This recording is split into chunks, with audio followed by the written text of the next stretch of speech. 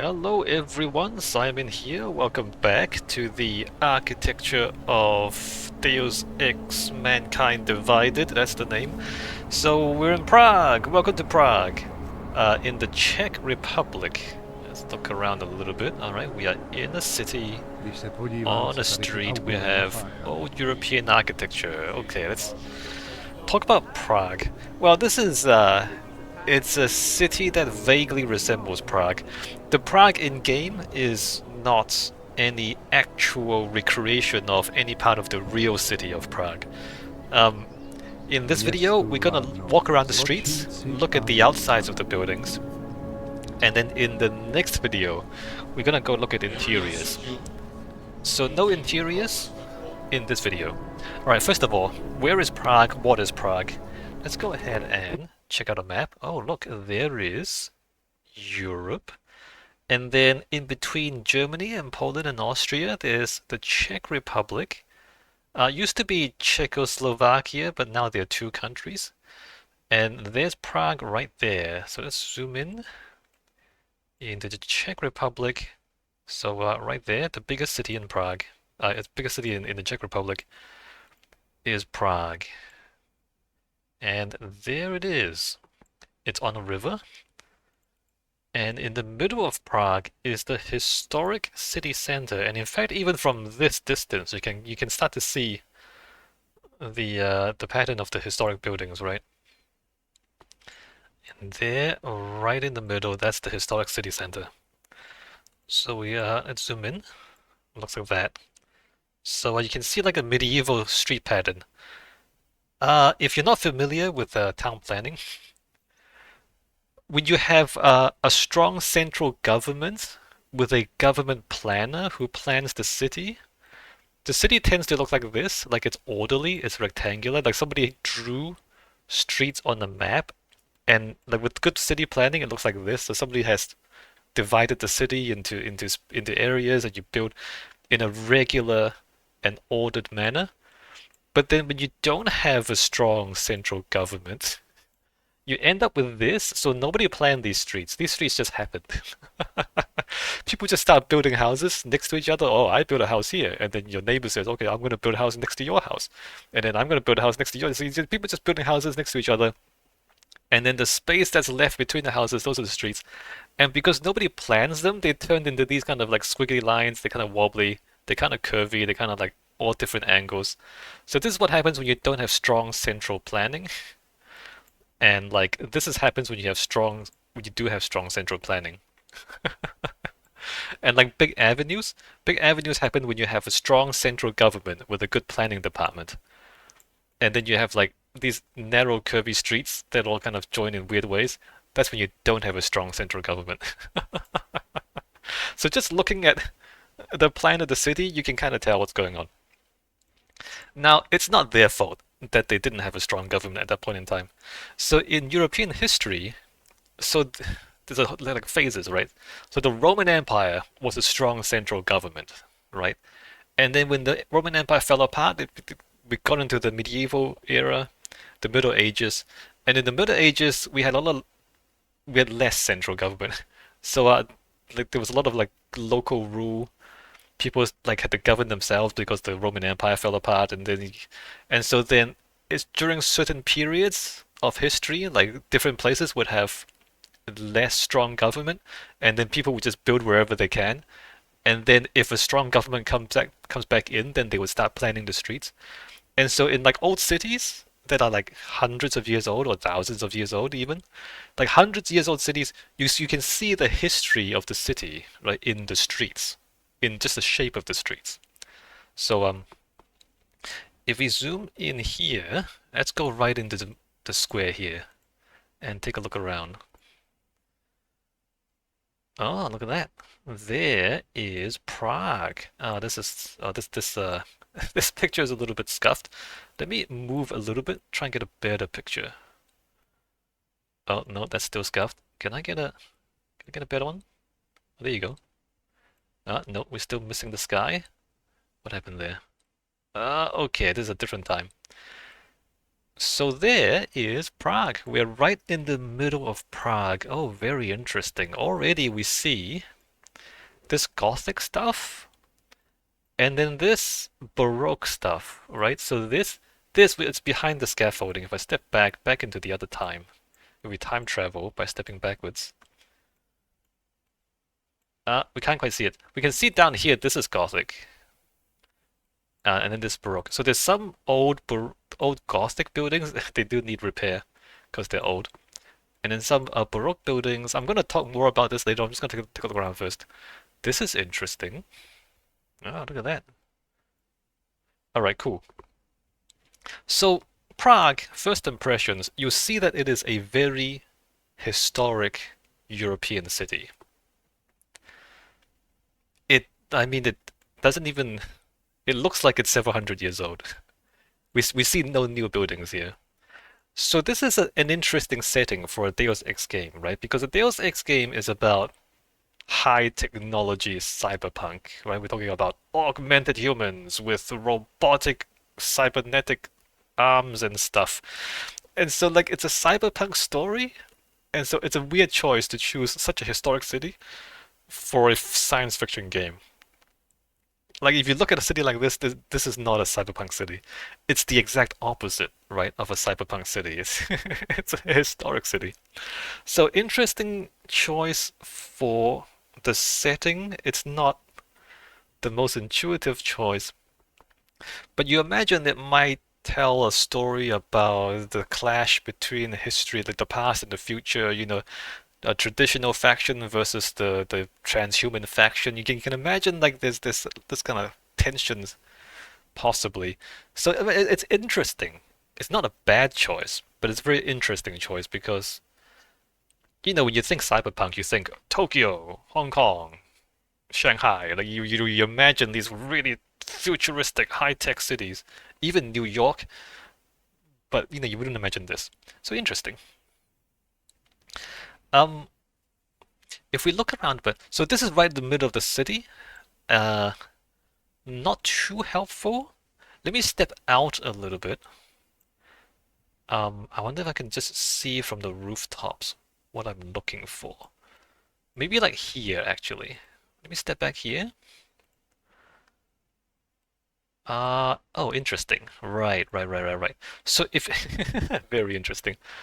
So if you look at this, for example, oh, this is interesting. We do have modern architecture.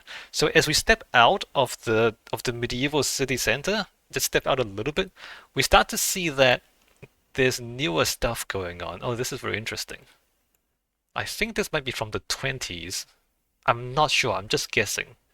But just the little curvy bits, this looks slightly newer. And then we obviously have a modern glass facade here. But you will notice that the city has very conservative and very restrictive city planning rules. And you can see that because the modern architecture follows the same rhythm as the historic architecture. I mean, this is not that historic. This is Art Deco, right? So this is maybe 20s, maybe I'm not sure, but it's Art Deco. Maybe like a 1910s, 1920s, maybe, not sure. So this is slightly newer, but it follows the same rhythm. Yeah, that's historic, I believe. Oh, the camera's messed up. If we step over here, so this looks proper historic. And then this stuff is newer, but you notice that, and this is historic. And by historic, I mean like hundreds of years old. But you notice that it follows the same pattern. It's the same height. Like you're not allowed to like really stick out, and you're not allowed to use really outrageous colors either. Like all the colors are kind of similar, kind of muted. The like the rhythms of the building, like the sizes of the windows is about the same size, right? The floors are the same height. The sizes of the windows are about the same. So the planning restrictions mandate, like it looks like the planning restrictions mandate that any new buildings you build have to fit into the character of the city, right? And you would have planning rules like that if you want to preserve the historic character of the city.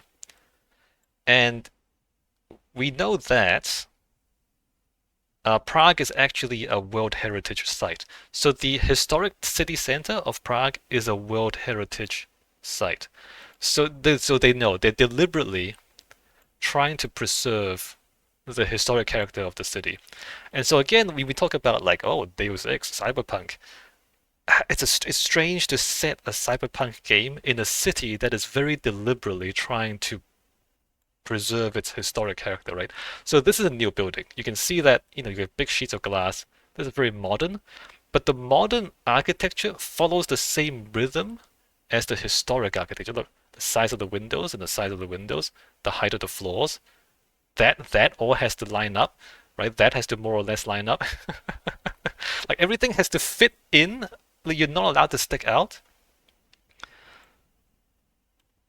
And this is Prague, and this is what happens when your city planners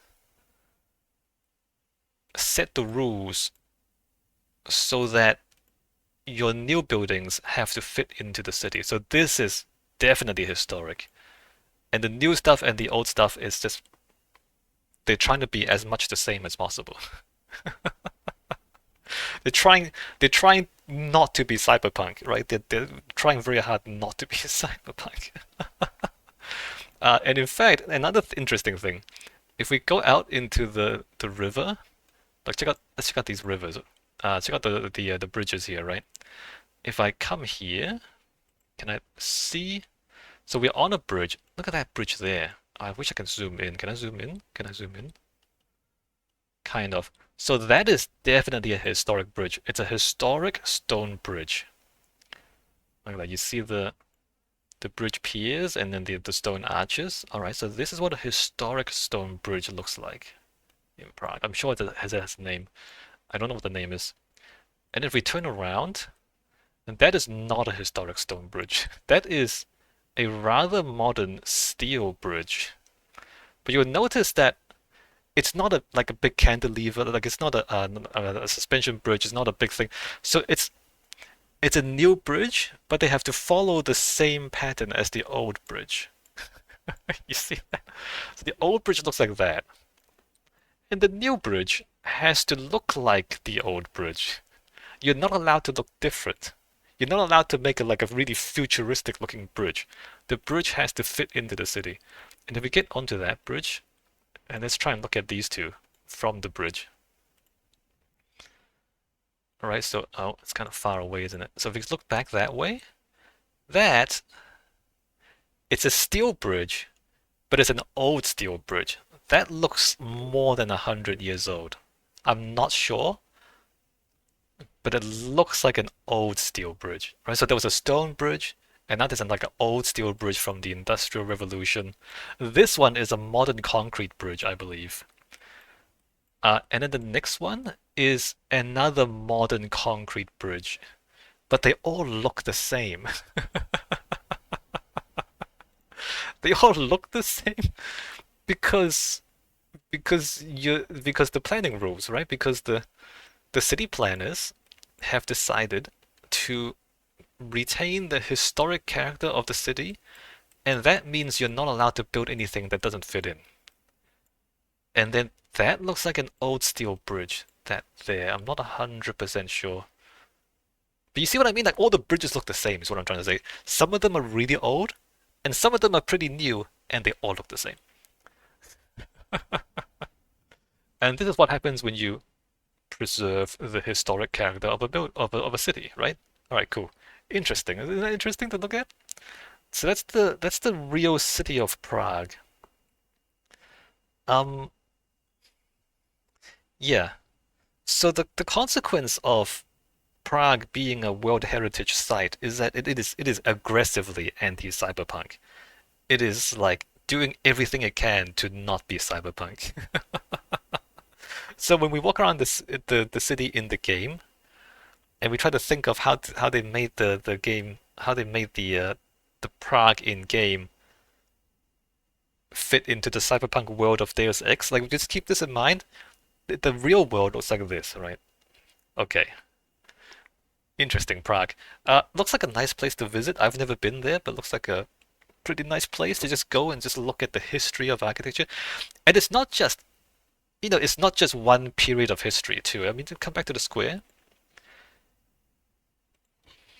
there's like a lot of history, right? So the bridges, they were like Industrial Revolution steel bridges, and then there's like old stone bridges. And then in the architecture, there's like this Gothic stuff, which is older than the Baroque stuff.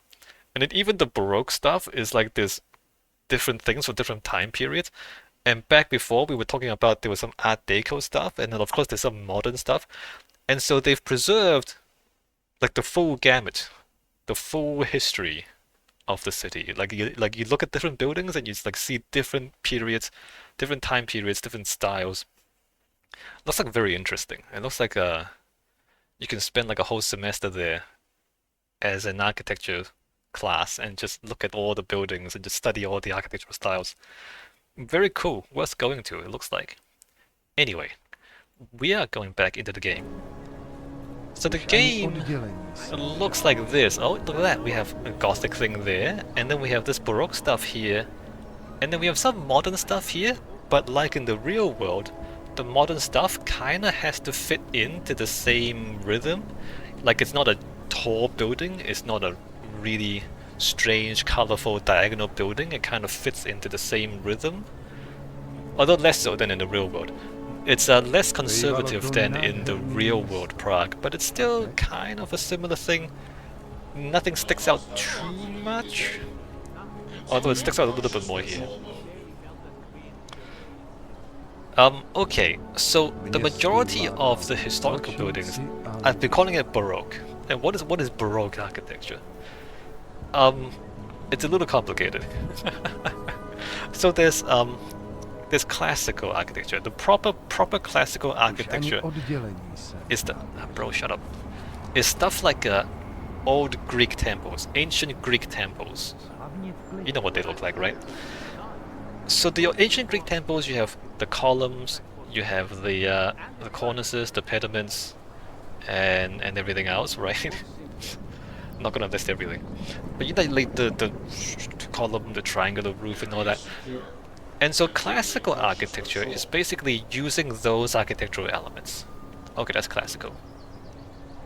Now Baroque architecture is using some of those classical elements, but breaking the rules a little bit.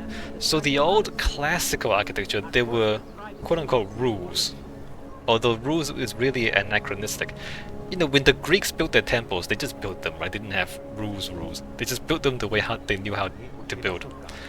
And then later on during the Renaissance, people studied the old Greek temples and they found a certain pattern of doing things, and they called them rules, right? So the Greek built to a certain pattern, and that pattern is what we call classical architecture. And then Baroque is taking the classical elements but not following the classical pattern. And that's Baroque. And so Baroque is often, we say it's more playful, that it's fancier, more playful, more decorative, and more free is how we call it. Because it doesn't stick as strictly to the old pattern. It takes the elements and it breaks the pattern and it kind of uses things out of the pattern. Is what Baroque looks. So how do you recognize Baroque architecture? So here, like these little scrolls, why are they there? They're there for decorative purposes, right? And then you have this triangular thing underneath the horizontal thing. That doesn't make any sense structurally, by the way. So structurally, the Greek temples, there's the foundation, right? And then there's the columns. The columns hold up the roof, and then you have a triangular roof. So the Greek is flat, straight up, flat, and then triangle. And that's like a house, right? You have those foundations, columns, and roof. And so why is the roof underneath another floor, underneath another column? So that doesn't make any sense, because the triangle part should be at the very top of the building, and there should be nothing above the triangle part, because that's your roof, your triangle roof. So what is this? So logically, This doesn't make any sense. But Baroque doesn't use the building elements logically. Baroque uses the building elements as decoration. So this is a decorative roof shape in a place that's not actually a roof. So if you really think about it, it doesn't make any sense. And also, this triangle bit is not even on top of the column. Like, why would you have columns holding up the roof? Because, like, you have a roof. What is it sitting on? Or sitting on columns. So the triangle bit should be on top of the column. Like, it's a column. But the column doesn't actually hold up the triangle bit. The triangle bit is underneath. So what's holding up the triangle bit? Nothing. Like, it's just floating in the air. It doesn't make any sense. It doesn't make any sense. So Baroque is when you just take these elements and just kind of mix and match them, and you don't really care about whether they mean anything. You just use them in a way that looks cool. Just looks nice. That's Baroque. So Baroque is using the classical elements, but not in any way that would make sense to actual classical architects. So that's Baroque. So more examples. Well, there's less examples here. This is pretty simple. If we come over to this side, like we see some of these buildings here. We have this little scroll thing and this little freeze thing, and it's holding up an electrical substation. That the ancient Greeks did not have that. Right here in the city. So why? What? It's like, if you really think about it, it doesn't really make sense, does it? Why would a building that's hundreds of years old have that? But whatever, man. Like it doesn't make sense. It just looks interesting. It just looks good. Okay. And things like this, there's a column that doesn't hold anything up. It doesn't hold up a roof or anything. It just holds up another column, and then it holds up the roof. Why are there two columns on top of each other? Why is it not just one column all the way up? You would think it would just be one column all the way up. If it's a column that holds up the roof, why would there be two columns on top of each other? Not much going on. What's happening? So this is Baroque. This is Baroque. It doesn't really make sense, but they just make it look right. Like it looks good, and that's it. That's what they care about, right? Enough problems already. And like that little scroll, like where's that coming from? Doesn't do anything. It's like, why is there a scroll there? It doesn't, like, there's no structural purpose to it. And oh, there's another bit. Oh, this bit. Is it this bit? No, this is fine. I don't like being this close This is to fine. the No, there's a castle. funnier bit. If I can find it. Maybe I'll talk about it when I find it.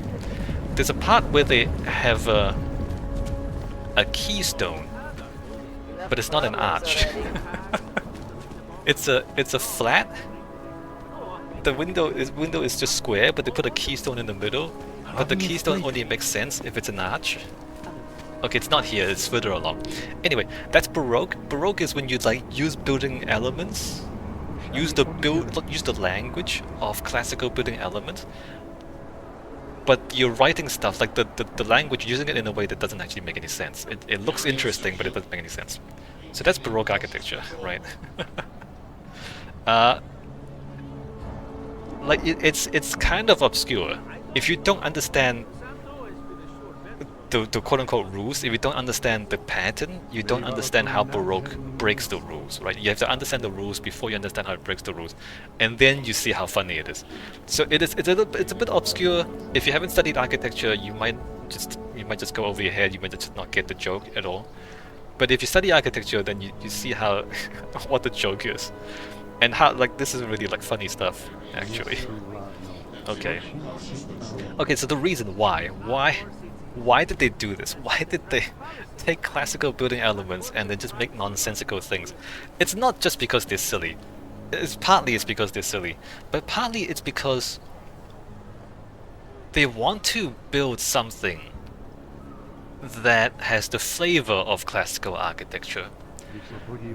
But as time progresses, and as technology progresses, and as society and as building methods progress, you are building things that the ancient Greeks never built, right? The ancient Greeks never really built multi-story buildings like this, right? If you look at all the old Greek temples, they're one story. Like it's just columns and roof, and that's it. But you know, as people started building multi-story buildings, 3 stories, 4 stories, 5 stories, like how do you use the language to say something that it was never designed to say? Like how exactly do you have, if the Greek architecture, they have the pediment over the entrance. Okay, you have the entrance is that and then triangle, that's the entrance. But you know, you have a skyscraper now. You have the entrance and then you have more stuff on top. Because you're building a sky. And the Greeks never did this, so they didn't know how to do it either. So now you're trying to use this language to build a skyscraper, but it doesn't make sense to have the triangle bit like this. Like the Greeks never put another floor on top of the first floor. So how do you do it? You don't know. And so Baroque architecture came out of this attempt to use the old language to build new buildings. And when you do that, you kind of have to change things up, right? You kind of have to do things that they didn't used to do because you're doing something completely new. And so there's new building types and there's new building methods, and that requires you to do creative things with the old architectural language. And that's why Baroque happened. It's not just because they're silly, although some of it is silly. But it's not just because it's silly. It's because, you know, they're doing new things, and so they have to innovate. Okay, so that explains Baroque architecture. I hope it explains it. I still don't know why there's a column on top of another column. I don't know if you can ever explain that, but okay. Alright, so let's look around the city. The first big monument is this thing. This is called the Monument Station. It's a train station. Train station underneath. So this is not historic Baroque. It doesn't fit into the city at all. So something like this would not exist in Prague today. This is entirely fictional. And honestly, I don't know what it means. So this is only in the game, right? So okay, over there we have rectangular stone bits. In the middle we have this triangular metal bit. And then over there we have that like tessellated metal triangle bits that kind of leak out over the road. I don't know what it means. It's like there's 3 different kinds of shapes. It's not just 3 different shapes, but like 3 different kinds of shapes, right? Like you have the very regular, like rectangular, rational, Cartesian, you know, horizontals and verticals. So this is like a conventional geometry, and then we have slightly more interesting geometry, and then we have much more interesting, and this is like a, you know, computer graphics kind of geometry. When you have parametric geometry, like when you have like a mathematical algorithm define your shapes, then like computer architecture and computer graphics end up with shapes like these. Like this makes sense to a machine. Like this makes sense to like a human mind. Okay, it's this height and width and length, so like it makes sense to our way of thinking about math.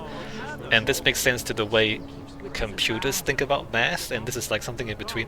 So maybe we're talking about this kind of fusion of human thinking and like machine thinking, and then you're trying to kind of put them together into a... I don't know, maybe that's what it is? I don't know, I'm just trying to interpret what I'm seeing here. I guess it's kind of interesting. I guess. The issue is, it's very grey though, isn't it? Look like there's no color. It's very grey, kind of very big and plain, and it's not very humane. It's it seems a little alien, right? I don't know about this. I honestly don't know about this. I'm not sure what it means. I can tell you a story. And it can make sense, but I don't know if that is the story that the architect intended, right? I can talk a story about different kinds of geometry. I can do that, but is that the real story? I'm not sure. Yeah, it's kind of like there's something like oppressive about it, like it's big and grey and heavy and overbearing. And I guess maybe that's intentional. We can walk in here a little bit. So inside here we have like the triangle bits again, and we have that thing. Very modern, alright? We have some modern light sculptures over there. And juxtaposed against like all the triangle floating bits is the heavy stone. I guess it's concrete. The heavy concrete rectangular bits. So we have this contrast between the heavy square concrete and the light triangular shapes, I guess. And maybe that's some sort of metaphor for, you know, augmented humans, like you have your flesh and blood parts of your body, and then you kind of bolt on mechanical parts to your body, and you kind of like augmenting. Maybe those are some ideas that we can think about.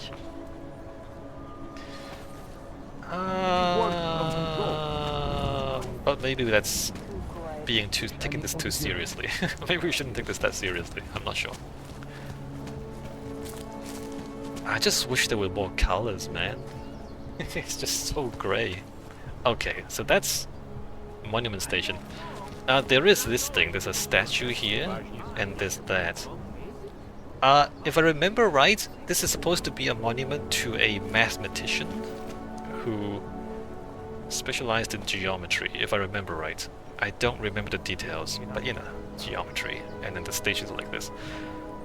Okay, let's walk around. We're gonna walk around the city.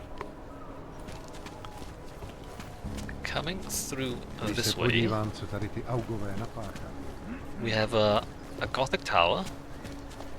So as we remember, in the real city, in Prague, there are like Gothic towers and old Gothic buildings amongst the slightly newer stuff. Over here we have a bombed out police station. So the bombed out police station, in the game, the story is that there are tensions, shall we say, tensions between natural humans and augmented humans. And the political tensions have escalated into terrorism. And nobody's really sure who's bombing who, but things are getting bombed in the city. And this is one of these things that have been bombed. Somebody bombed the police station. I think maybe this is supposed to evoke the bombing of Prague during World War II. So during World War II, Prague was bombed a little bit. Not too much, it didn't destroy the whole city, but there were bombs dropped on Prague. And this looks a lot like some of those photos. And in fact, if you think about it, this looks more like World War II bomb damage than it does look like real world damage. Because how would a terrorist in the fictional universe bomb this police station, right? You would probably pack a lot of explosives into a car, ram the car into the entrance and set it off, right? A car bombing is probably it's a police station. You're not gonna like just carry the bomb inside because it's full of police, right? You're gonna have to blow it up from the outside.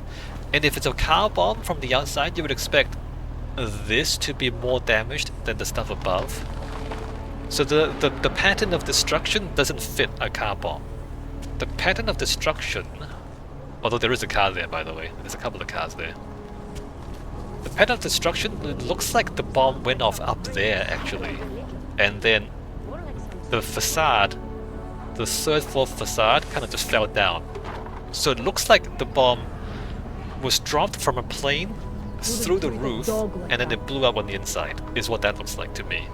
Because it looks like the rubble is falling out instead of being pushed in. So the bomb went off up there, is what it looks like. Is what I'm trying to say. I don't know if the game designers thought through this as much as I am. They might have just looked at some bombed out buildings and just recreated what they saw, right? There are cars down here though, and the way they're flipped over, you would expect the cars to be on the street. Maybe the bomb went off like here and it blew the cars into the building. Who would even listen to that crap? But then that doesn't match the damage up to there. So the damage doesn't really make any sense. But anyway, it's a bound up police station. I'm not sure why the streets are closed off like this. Also not sure what this is. So this is an arch, obviously. It's an old Gothic arch. But it doesn't look historic, right? If you look at the stone, this looks kind of new. It does not look 1,000 years old. That's all. This does not look 1,000 years old. So I'm not sure what or why. But there's something that looks like an old Gothic arch. But like, look at how cleanly this is cut, right? We'll take care of This looks like it's been cut by a machine. And I just don't know why that would be in the city, like a newly built Gothic arch across the street. I'm not sure why that would happen.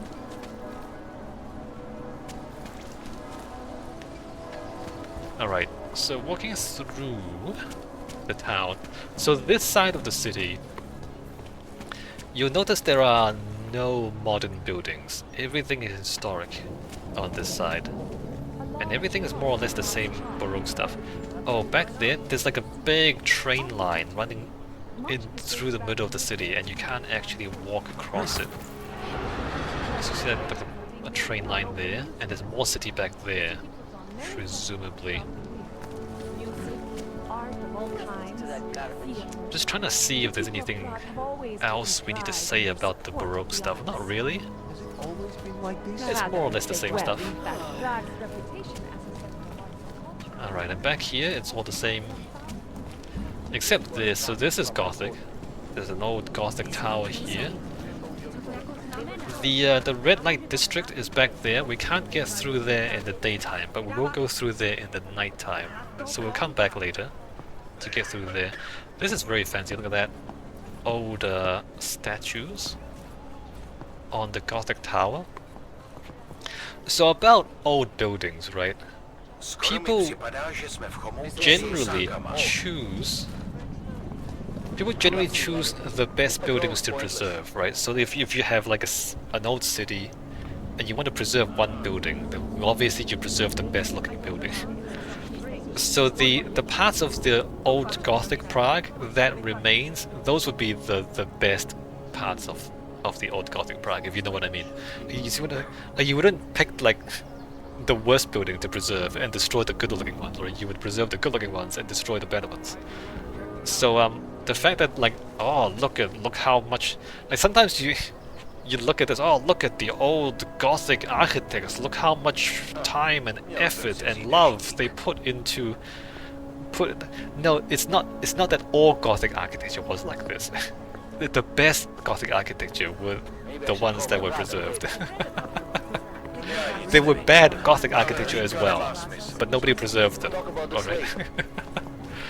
Sometimes people are like, oh, everything used to be better in the old days. Look at the stuff that we have preserved. Yeah, no, you only preserve the good stuff, that's why.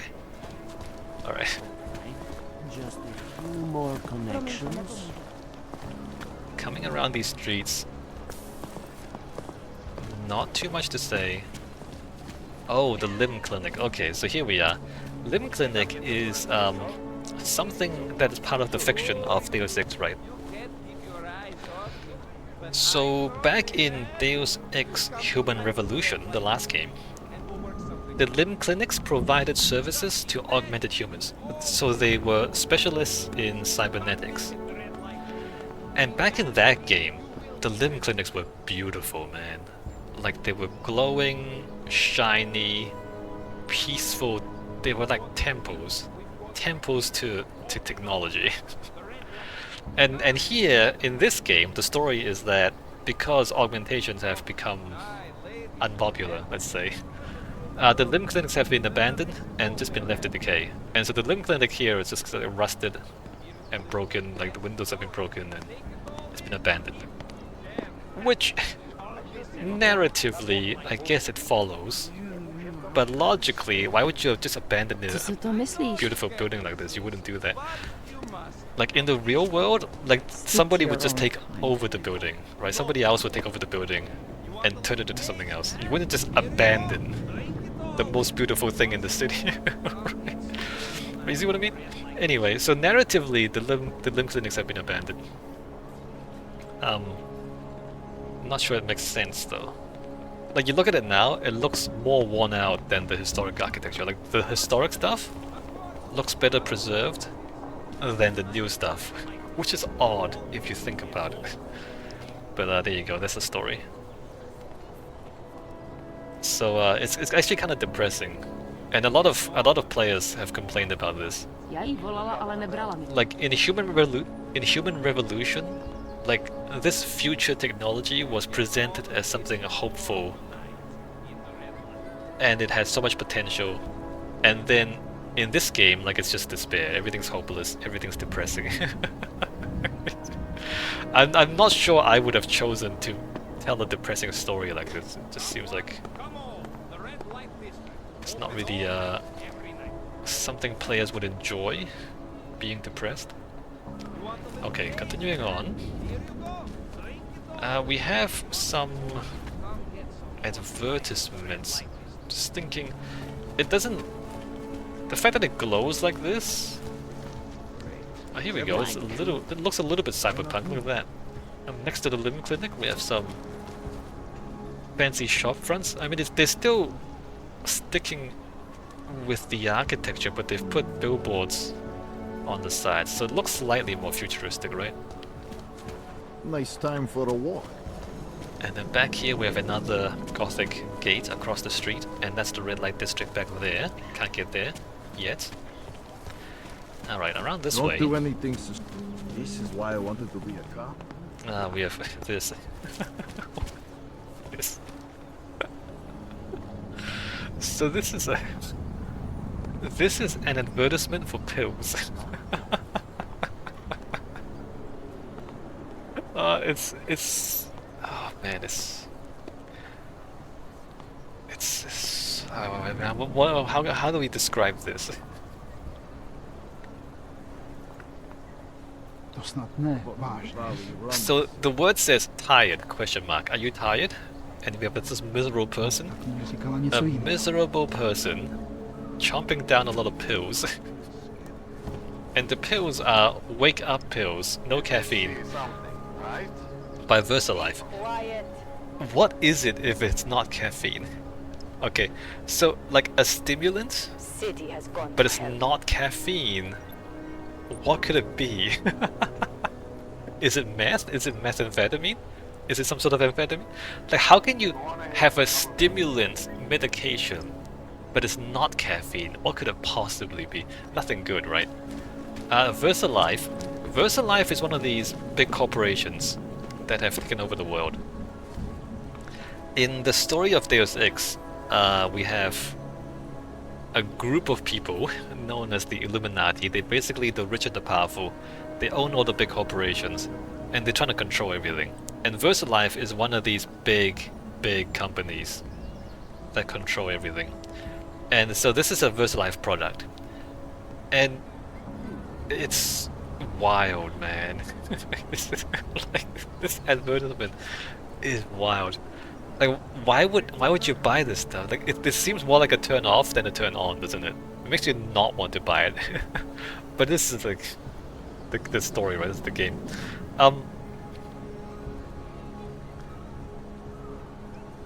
So Versalife here, they've managed to convince the city to let them cover up this facade with a giant advertisement.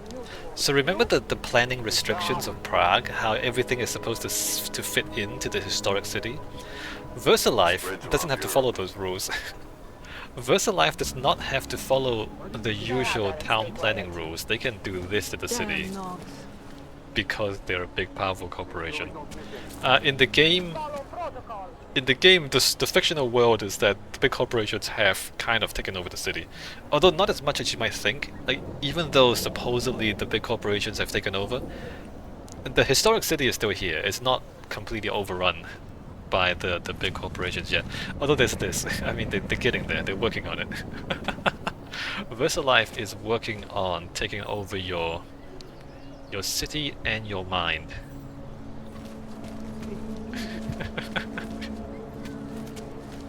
So the future, what used to be the bright, shining, hopeful future of limb clinics, that's been destroyed, and instead now the future is this.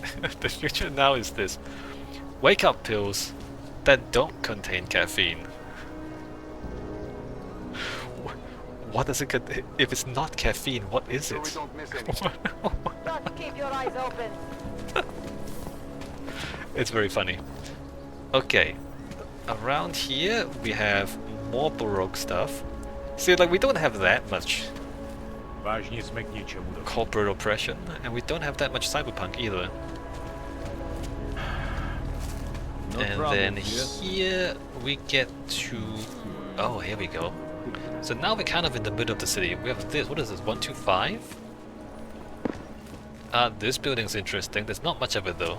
So this doesn't fit into the old town planning rules. Weapons hot. Not sure what Okay. any of that means. What is this? What is this building?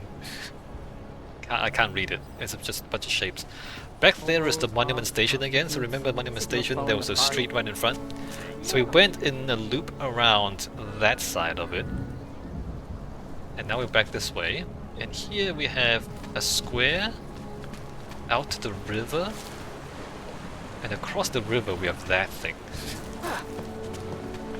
Oh, there's the cyberpunk we were looking for. It's outside the city though, it's not in the city. It's kind of like out there. I wish this was like up close and in your face.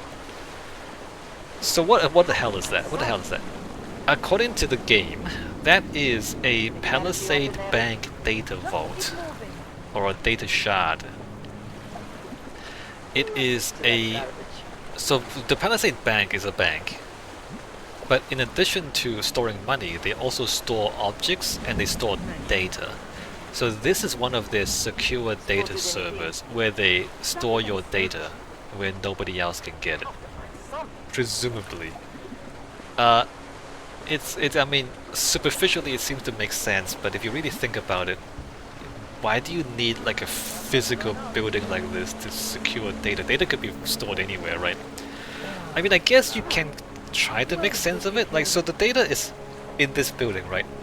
And the way this building is, if anybody tries to break in, you can see them from a mile away, right? If they kind of drop in from a helicopter or something, you can see them. If they're trying to climb up from the river, you can see them. So the only way to get into the building is through the foot. So it goes into the river there. So the only way to get into the building without being highly visible is if you climb up there and then travel through there. And inside that building, you know it's going to be full of security, right? So this is just completely full of security. And then your secure data is stored here. And nobody can break in from the outside without being seen. And obviously, if they see you coming, they just delete the data.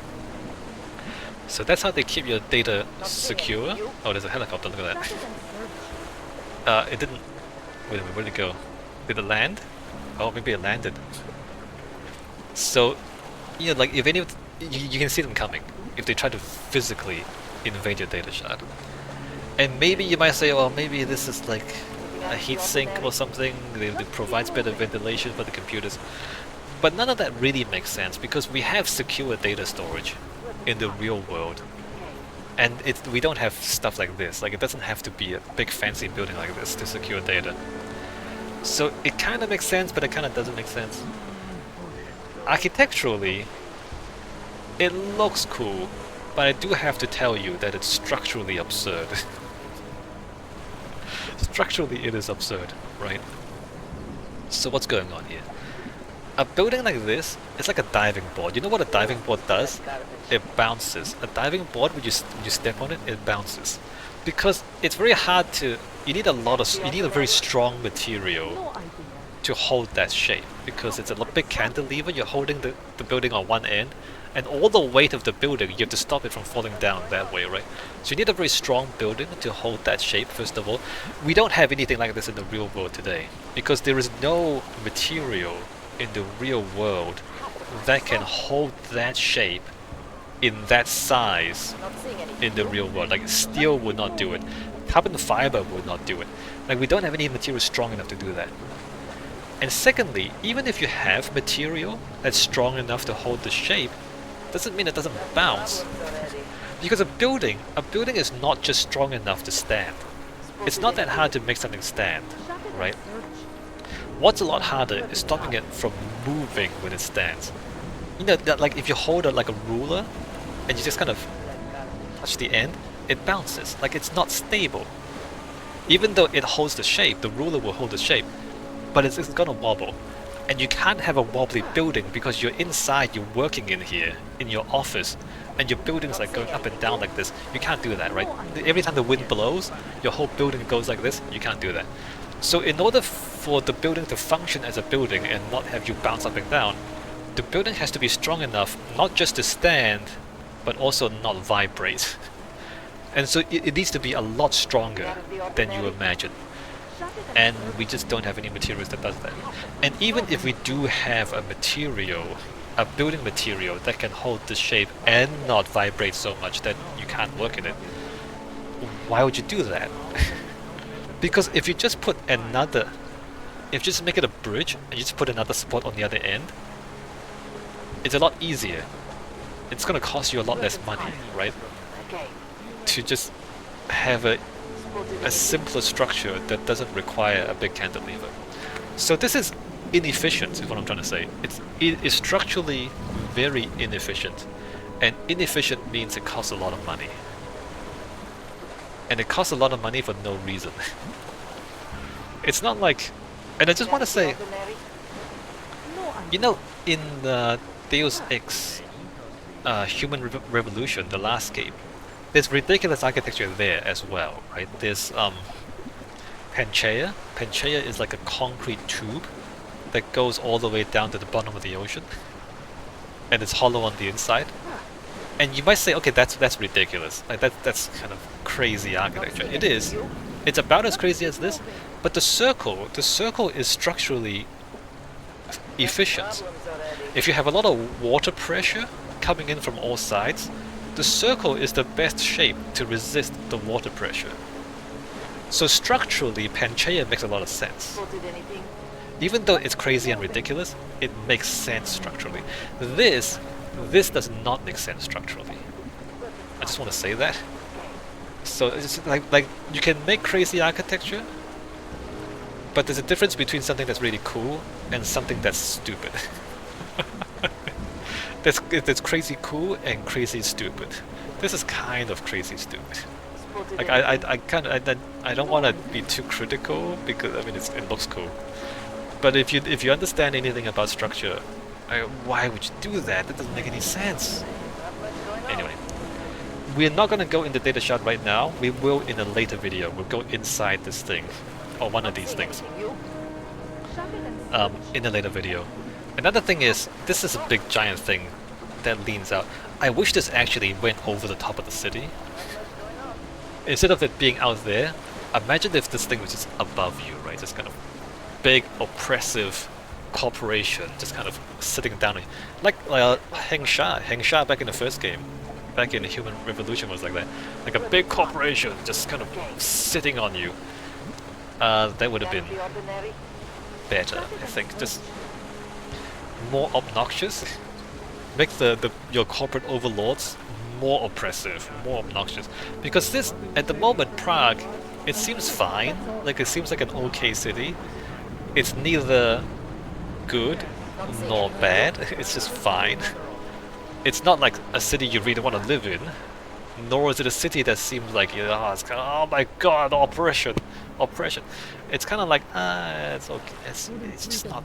You need some punch to your city, in a video game.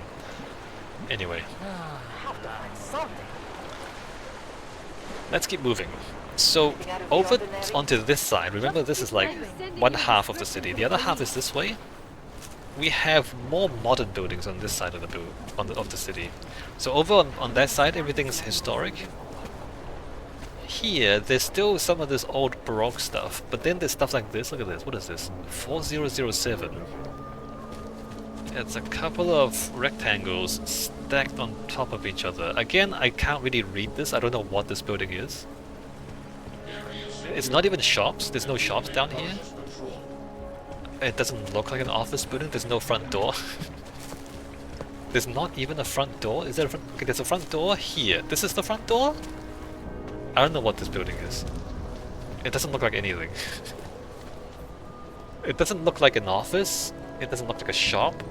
It doesn't look like a house. I don't know what it is. Okay, around here, oh look at that. We have a glass roof across the street. Hey, that's cool. Oh, also, before I talk about the glass roof, look at this. The building melts into the ground. What's this? What the hell is this? I think this is supposed to be some kind of modern art. The building just kind of melts into the street. I don't know what it means, but it's really funny, right? Anyway, so the glass roof on top of the street. Usually, if you have a part of the city that has a lot of fancy shops, with a lot of fancy pedestrian shoppers, then you might put a roof over the street to make it like a kind of an arcade, to make it a nicer place to go shopping. High streets, like cities might have a high street. The high street is where the expensive shops are, and where the expensive shops are, they might put a roof on top so that you don't get rained on when you go buy expensive stuff, right? So I think this is supposed to be the high street in Prague. If we look around, there are shops here. We have Rose's Garden Vegetarian Kitchen. So a vegetarian kitchen. They sell vegetables. They sell leaves. They sell salads, is what they sell. But basically they sell leaves. Alright, so we have a leaf shop. Over there we have acronym. I don't know what that is. It sounds like a nightclub, but we're not sure what it is. To that garbage. We have some restaurants. We have a shoe shop, it looks like.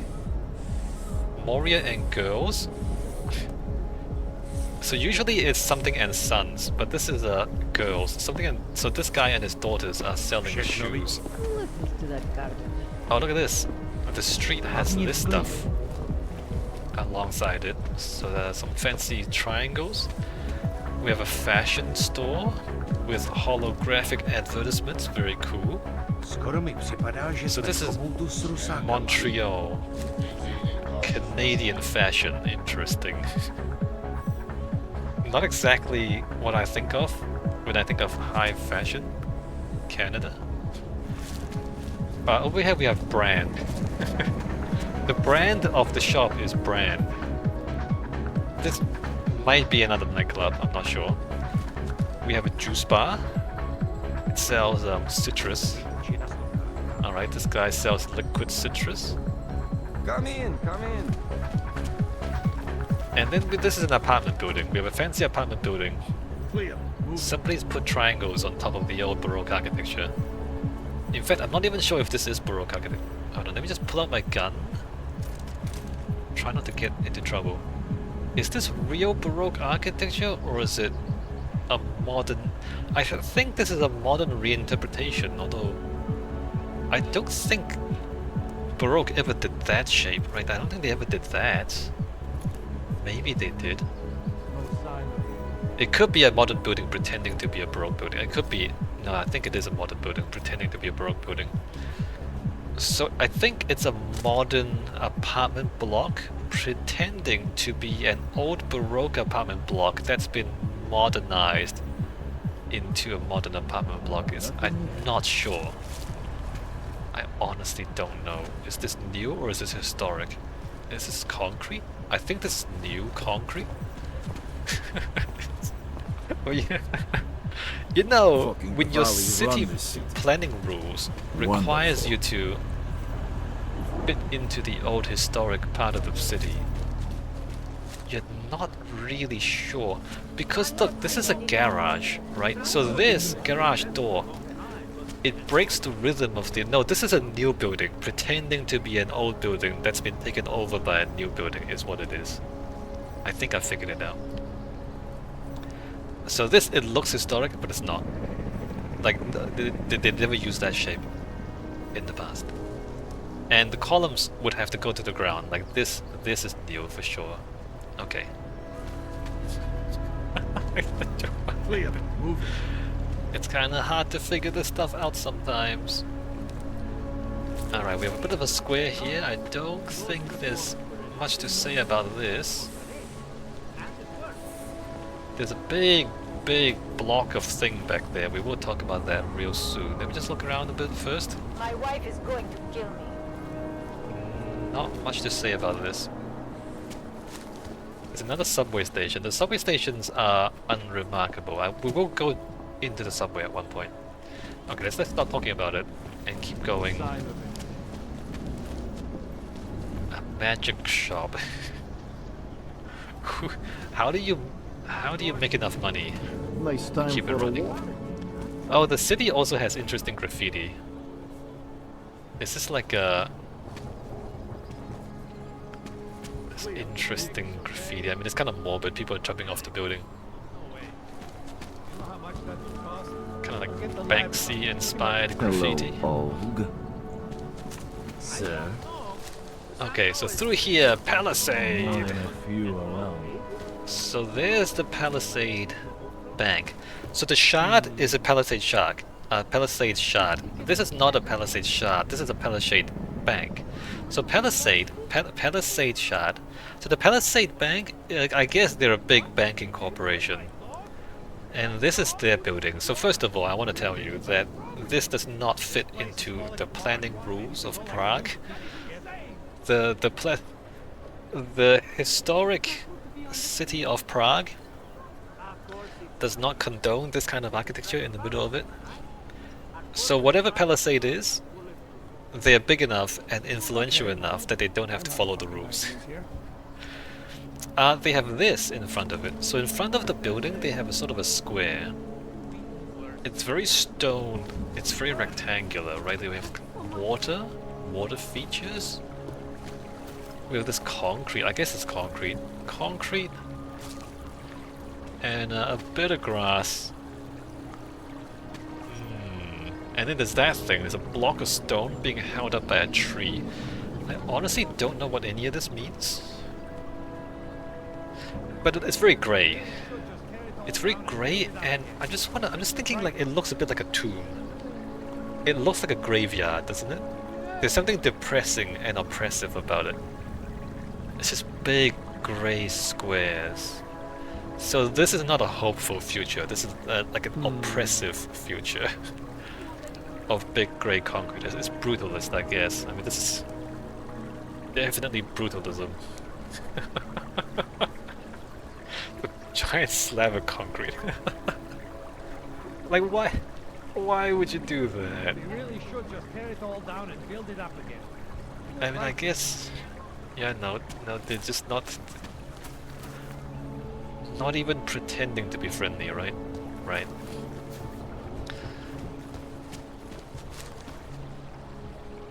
I mean... Okay, look. Let me just like take a break and talk about like video game. The video game, Deus Ex, the whole series, there's this contradiction between a hopeful future, like technology, kind of like the promise of a technological utopia where technology solves all our problems, right? That's one side, and then the other side is the big corporate elite, wealthy elite using technology to oppress people, to make themselves richer and make everyone else poorer. So that's the potential and the danger of technology. There's more to it than that, but you know, basically, technology being both having the potential to do a lot of good and also the potential to do a lot of harm, right? And this Palisade, this stuff, this is the potential for technology to basically kill us, right? To just turn everything into a giant inhospitable graveyard. And okay, they've nailed it. Like, they've nailed the oppression. They've nailed the inhuman feel of this version of the future, right? It's falling apart. There's all I can do to keep it. It's just that in Mankind Divided, in this game, there's no hope for architecture. Everything's oppression. Like, where's the other side of the coin? Like, where's the potential for hope for the future? Right. So you look at oh, this is the future. I don't want this future. I don't want this. Anyway, all right, back to this. So we have like a city square that is in the style of the Palisade Bank, and then if we come down here, you will see that there's parking. So this is actually the roof of a parking lot, right? So in the real world, what happens a lot of the time is that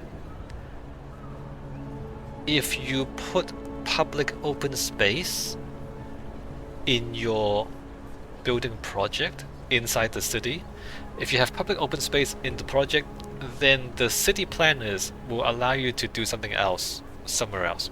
So for example, like if you put a park, so if let's say you're a big developer, you're building a couple of office towers, so they say, okay, you put a park in between your office towers, and we let you build an extra couple of floors in your offices.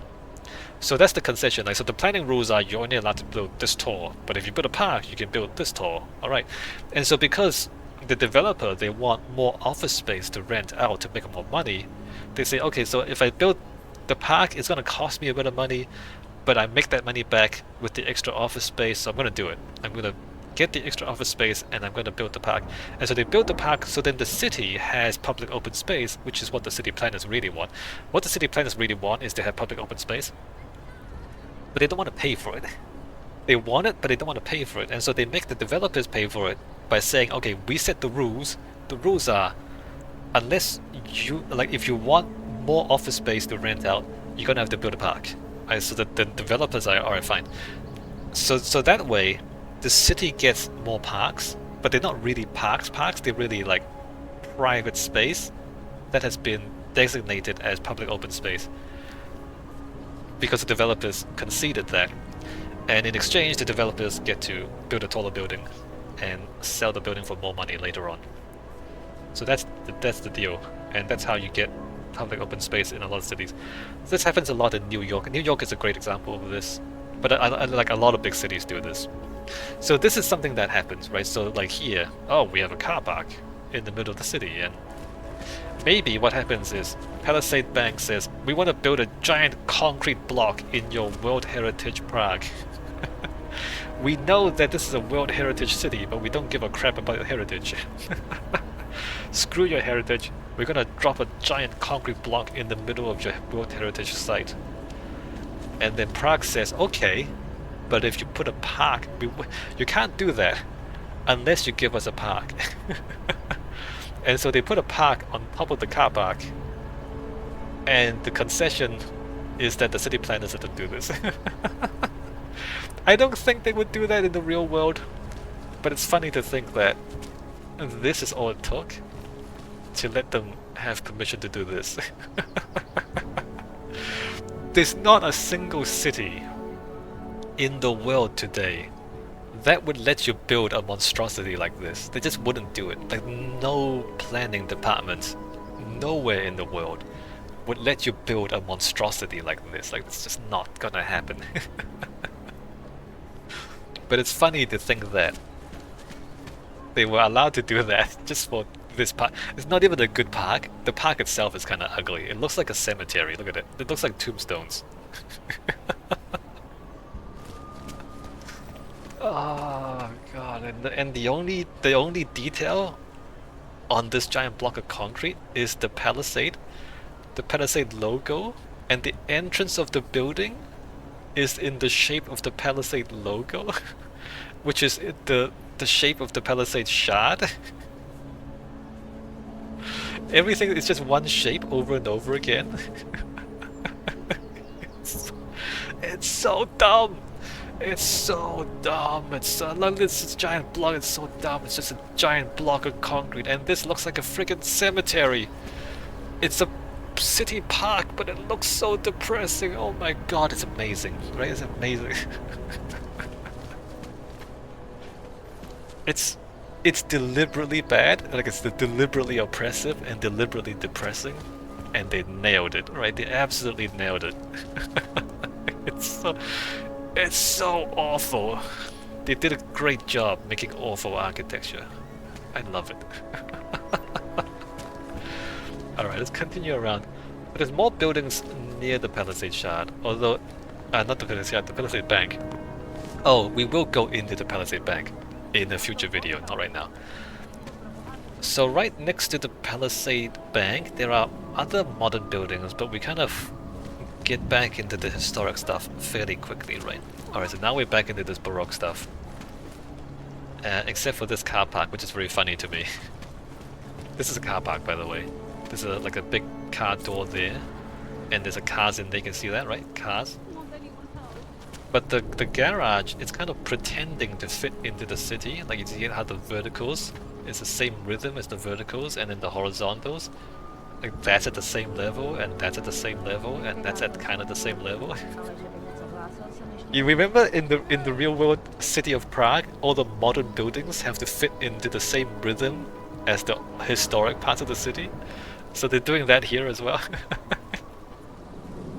But I mean, it's obviously not historic. But the planning department says you have to fit in, and so they fit in, kind of. They kind of fit in.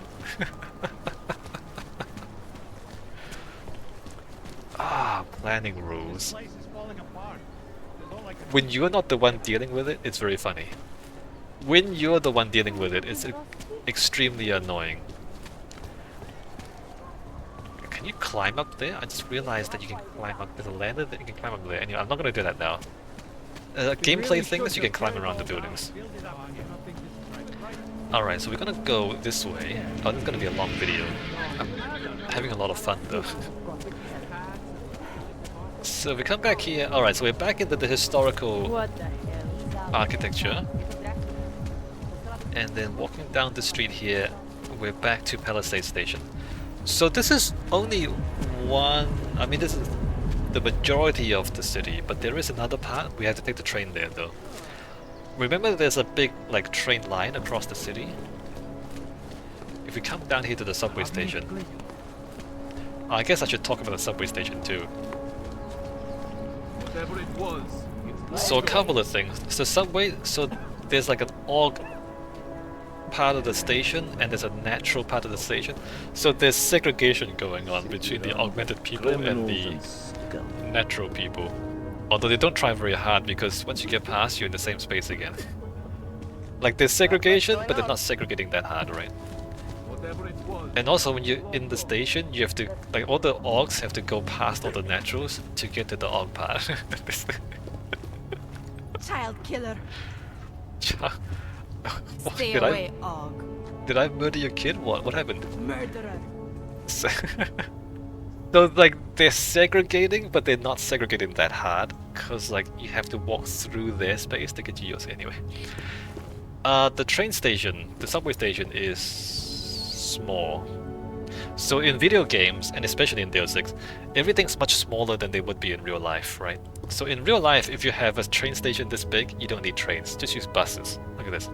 The train station is basically the size of 2 buses. You can fit all these people in 2 buses.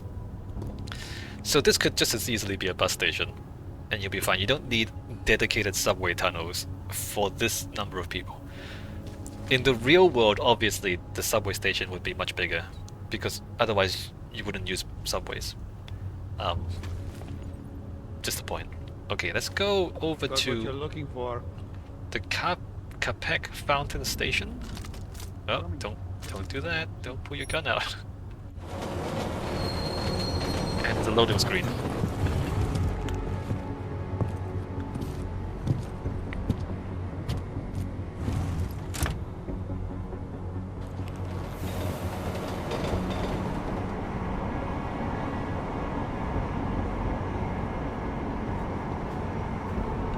bunch of dudes on the subway.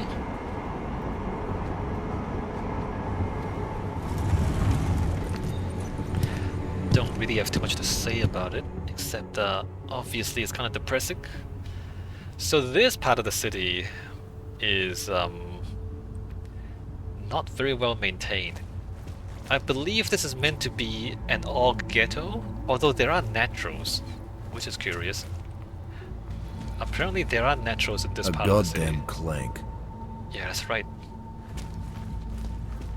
But this is definitely the worst part of the city. More razor wires. Oh, look at that. There's a pile of crap over there. And if we come out of the station, you'll see that everything is poorly maintained. So I guess this is the poor part of the city. Don't do anything suspicious. I can't live like this anymore. The road is poorly maintained. The buildings or the windows are broken and boarded up. And we have big cracks in the buildings. And we have... oh, that's falling apart there.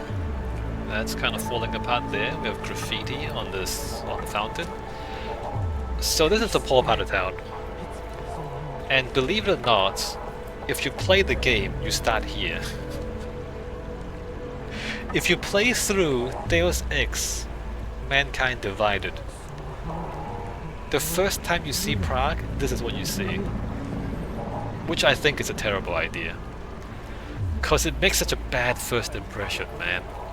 It makes such a bad first impression just to start you off here. You know, like in modern games, often, like the first 5 minutes of the game would be super cinematic. And it'd be really beautiful. Because the game designers these days, they know that like a lot of players, they buy a game, they try it for 5 minutes, and they just quit, they just stop playing. So if they don't catch the player's attention right at the start, they just lose you, right? But this game, for some damn reason, they show this part of Prague to you first. They don't show you any of the good stuff first. There is like a better version of Prague. We're gonna go there later in the video. But like they show you the worst possible part of Prague. And it's only like several hours into the game. Then you get to the better parts of Prague. It's crazy. I can't believe they did that. I think it was a bad design decision, a bad storytelling decision to do that. It's not that you can't have slums in your city, you can.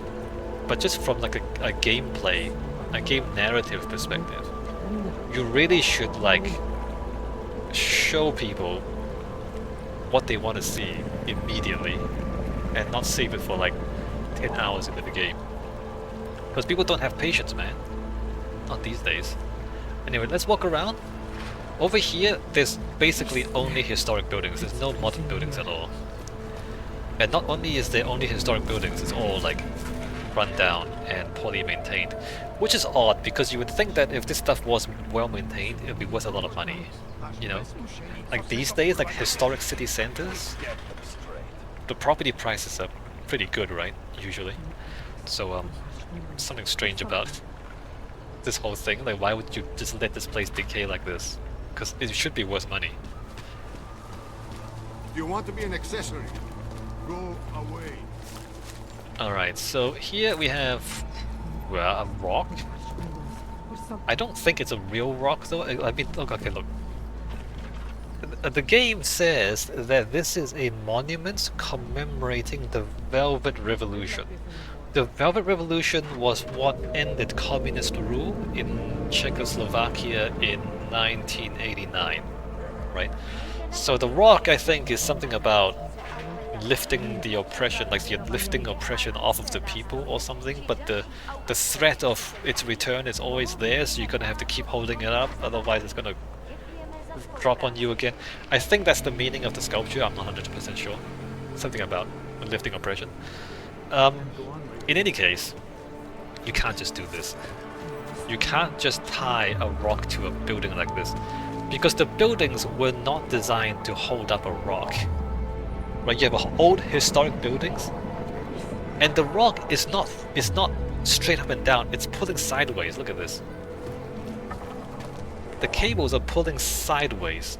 And buildings are never ever designed to resist sideways load, right? A building is designed to stand up, right? You have gravity, gravity is down, and that's it. You have some wind, but wind is very little compared to gravity, right? So the building is designed to resist gravity. If you pull or you push against the side of it, the building will fall down because the building was never designed to resist the sideways force. And so when you tie a giant rock like this, that's just gonna pull the whole building down. And that's just gonna pull the whole building down. Because the buildings were not designed to hold this weight like this, right? So you can't just tie a rock to buildings like this. Unless it's not a real rock, unless it's polystyrene. If this is like polystyrene, yeah, it might work. Like, it doesn't actually weigh anything. Yeah. So there's that. So whoever put this rock here doesn't really understand how structure works, right? Alright, so let's just walk around the whole city and take a look. Although there's really not much to say. Like, everything's run down. It's the same Baroque architecture except damaged. Oh, there's a Chinese restaurant. Chicken foot restaurant. The chicken foot. What's going on here? A hole in the ground? This is not part of the game in any way, but I do like Chinese restaurants. I guess you have at least one in every city, right? No matter where you are in the world.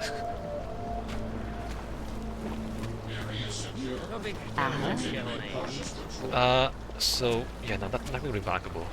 There's nothing really remarkable about any of this stuff. There's another bomb building there. Again, it looks like the bomb went off up there. It's not a car bomb, I don't think. Because if it's a car bomb, then all of this would be blown in. So I'm not sure what to make of this. But another bombed out building. Oh. Hello. Behind this alleyway, there's another area. Again, architecturally, it's the same stuff over and over again.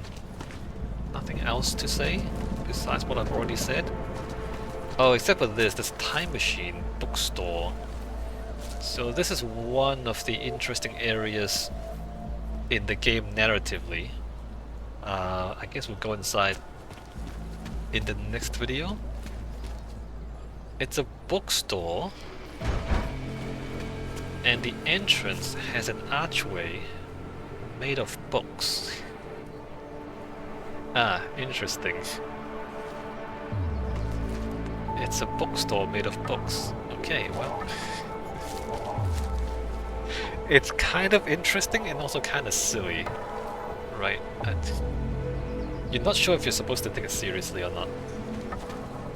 Back here, more damaged buildings. So this is extremely dangerous. Arches. If your arch is missing a bit in the middle, it's very unstable, right? You know how arches work, right? An arch, every part of the arch is holding up every other part of the arch. Like you're wedging the pieces of stone into place, and the wedging kind of holds it in place, right? So as soon as you remove a couple of pieces, all the other pieces have nothing wedging them in place and they start falling apart. So if your arch looks like this, this part wants to fall down because there's nothing. What's stopping this from falling down was this bit and this other bit, right? So this other bit was what was stopping this from falling down. So now that you remove this part also wants to fall down, and this part also wants to fall down. So the arch, it only works if it's intact. Once you remove any bit of it, the whole thing falls down, right? So if you see an arch like this in the real world, don't walk under it, right? Don't walk under it. Or if you have to walk under it, keep an eye on it and walk quickly, right? Just don't stay here. Don't sit here and relax. Like, this is not safe. Just saying. Like, if you see this, it's probably not safe. A word of warning. Alright, let's get back out of here. Oh, there's like a big arch. Oh, about these arches across the street like this. So old buildings, over time, buildings will start to fall down, mostly because the foundations move, right? Because like the ground is solid, but it's not that solid, right? Sometimes you have water running through the ground, and that can erode the ground, and so, or sometimes like there's earthquakes or whatever it is, or even just vibration from vehicles. Like you drive cars too much, and the ground will vibrate, and the building would like eventually shake apart. And so there's a lot of ways for buildings to fall down. But the point is, over time, the building might stop being as stable as they are designed to be. And one way to stop old buildings from falling down is just to prop them up across the street like this. So if you imagine the two buildings, they want to start to fall over, right? Oh no! So what happens is you put the bridge in the middle. So then, oh, okay, we propping them up. So you prop the buildings up to stop them from falling over. So that's one possible reason for putting in an arch across the street like this. Is if the buildings on either side are starting to fall down, then you want to prop them up. If you go to old cities, you see this. If you go to Venice, I think you see this a lot. I think like a lot of old cities in Italy, in fact, you see this. Probably other old cities too. Like you go to old cities and sometimes you just like see arches across the street. Like you have like buildings and then you just have like arches in the middle. You're like, why would they do that? It's to stop the buildings from falling inwards. Yeah. So you see this sort of thing in historic cities sometimes.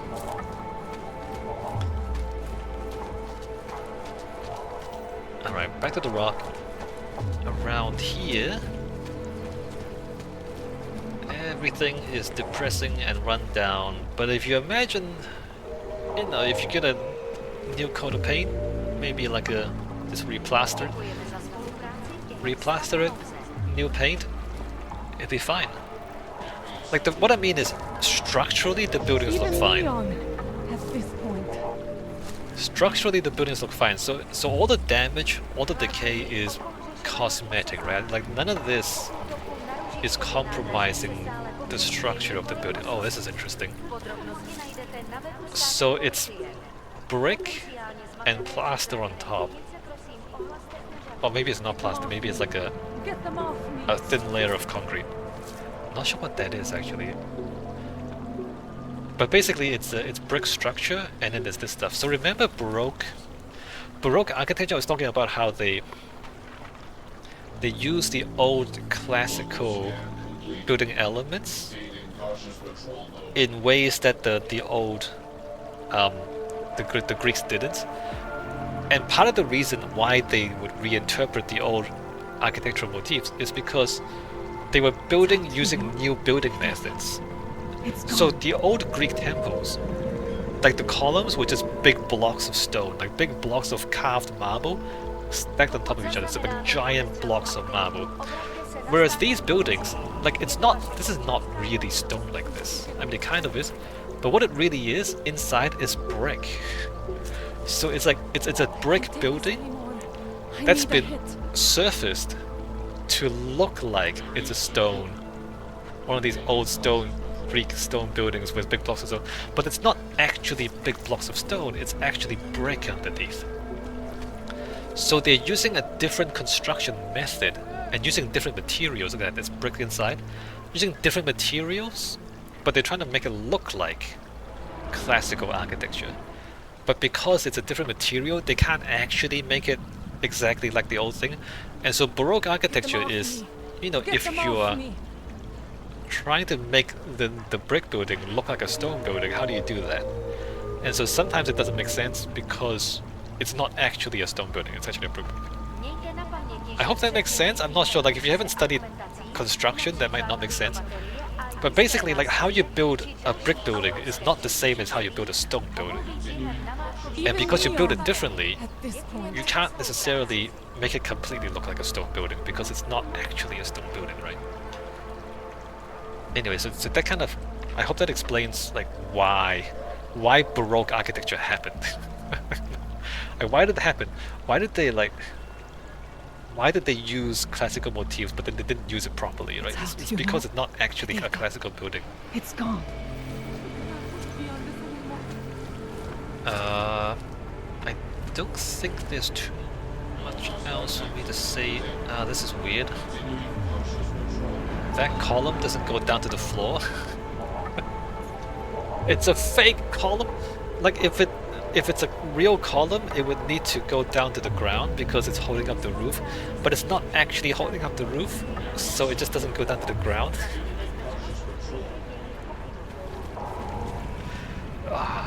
Why would you do that? Why would you? It doesn't make any sense. It doesn't make any sense.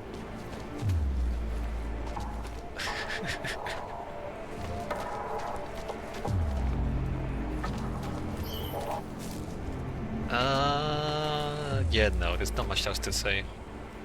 Oh, a wooden bit of architecture. That's interesting. It's like a little shack, though. I'm not even sure what that is. But there's no wooden buildings anywhere else, right? So there's like a little wooden bit stuck to the side here. Well, it's not actually stuck to the side. Interesting. But it's not stone.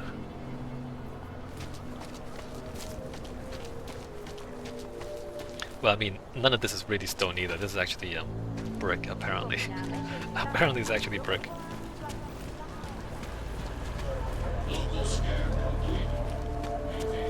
Alright, and let's get out of here. We don't want to spend too much time in this part of the city anyway. Zealand, there's an apartment block in there. We're not going in there yet. Sounds like they used the fountain as a bathroom. Okay, so that is Prague in the daytime. We're not done yet. There's also Prague in nighttime. So in the game Prague, you come back here several times. You come back here 3 times to be exact. During the game.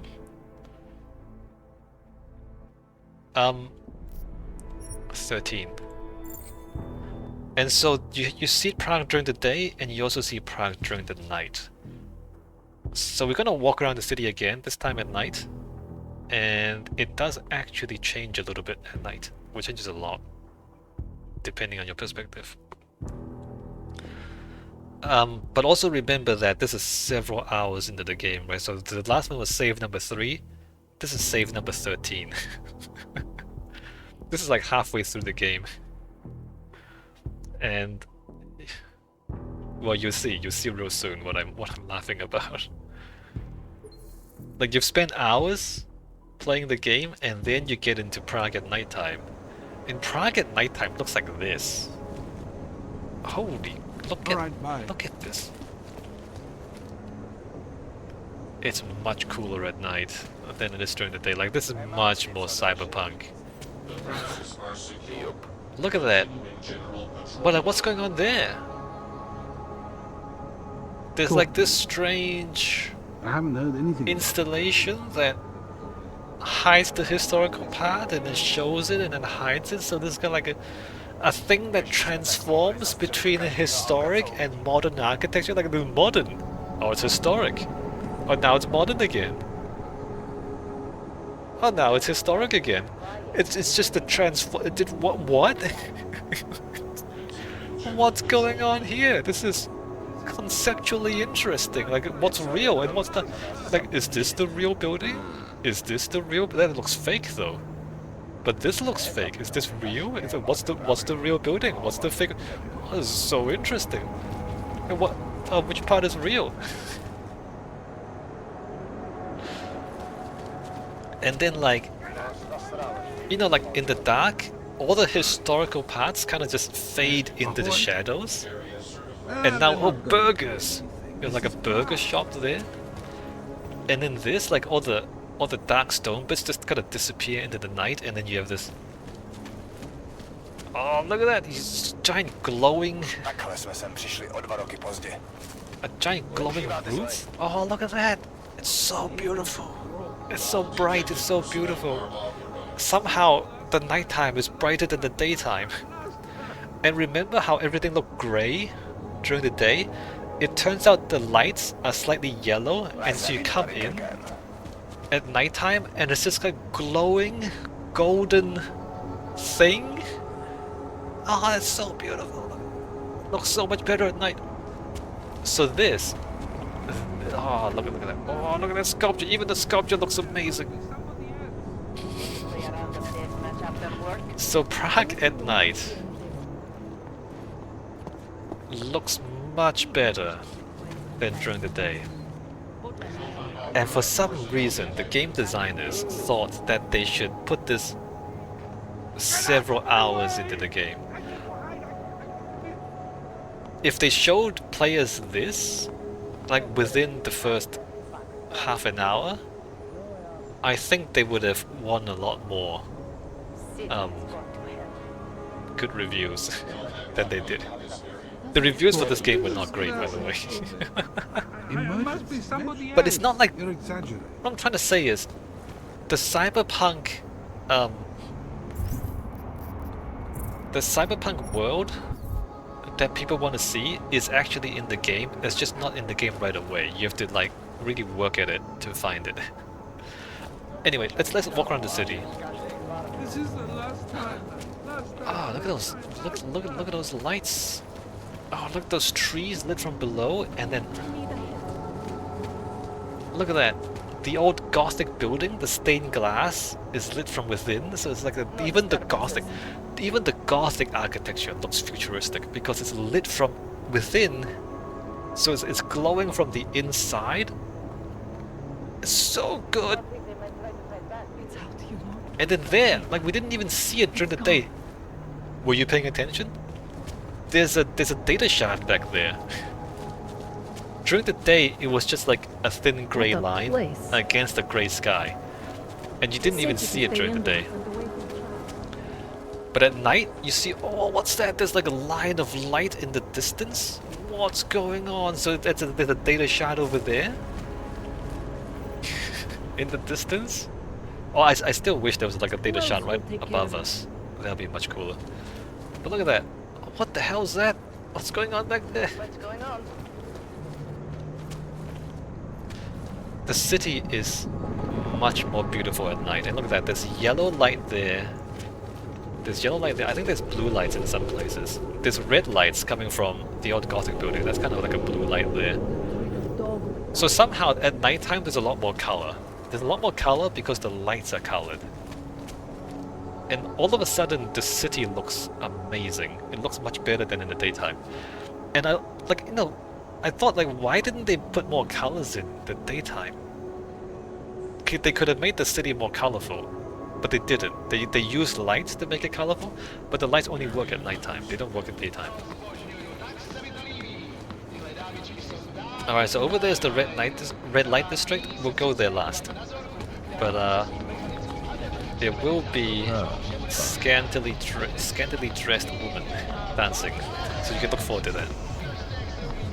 Oh, and there's like lights on the street. Somehow the city is a lot more interesting at night. Oh, the limb clinic is still depressing though. The limb clinic is still completely dead and abandoned. That's a shame. Hello, sir. Oh, look at that. Look at those lights. To that Isn't guy. that cool? So there's like a cafe here. It's not open though. So that's cool. Look at that. Look at those lights there. Very interesting. The red light district is kind of spilling out, huh? Alright, through here, the pills. Even the pills look better at night. I mean, it's still kind of super weird and bad. Just keep your eyes open. The pills. So the pills is actually a train station. I don't know if I said it earlier.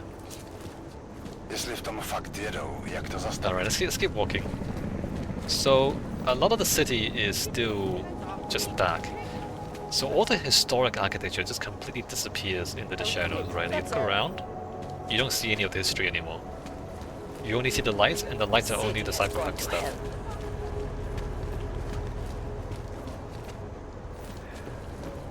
Right, coming back to here, there's the Palisade station, and then there's the shard again. Oh, look at that! The Prague skyline! Oh, what the hell? It's actually Prague! So if you remember, you probably don't remember, you can look back in the video. During the day, it was really misty, and you couldn't see the skyline at all. But in the nighttime, first of all, this thing is just a glowing line in the sky. That's amazing. Secondly, that's also a glowing city in the distance. That's also amazing. And the fog is cleared out, and we can actually identify where this is. We can actually identify where it is. Let's see if I can remember this. I remember right here. Check this out. Check this out. Check this out. Zoom in. If we come here. Can we go over that way? Oh, went a little too far. Oh, look at that. So there's a bridge. You see that pointy bit? And you see that square bit with the pointy bit? And you see that round bit? Go into the game. Oh, look at that. The pointy bit, the square and the pointy bit, and then the round bit. So unfortunately, this view is blocked by that. If I can get back over that way. So the view of Prague in the game is probably like from one of those buildings up there. They took a photo from there. It's from here. So we can actually locate this in the real world. Like we are here looking across the river that way. So presumably the part of Prague that we're in now is here. Except that these streets do not match the streets in the game. And it actually doesn't look anything like this in the game. So the part of Prague that's in the game is fictional. And doesn't match the city here. But we can geolocate the skyline as being a photo taken from here across the river to there. So that's the real Prague. You don't even see that until nighttime, until halfway through the game. Imagine if they showed you this at the start of the game. And not only one shot, there's another shot in the distance. You couldn't see this during the day either. You couldn't see that shot. Well, it's back there somewhere. You couldn't see that one. You couldn't see that one. So now that we're halfway through the game, we realize that the Prague, there's actually like a lot of these data shots covering Prague. Like, it's much cooler now than during the day. I can't believe they left this until this late in the game. Right? This is so much better. We're not done. Alright, let's keep going.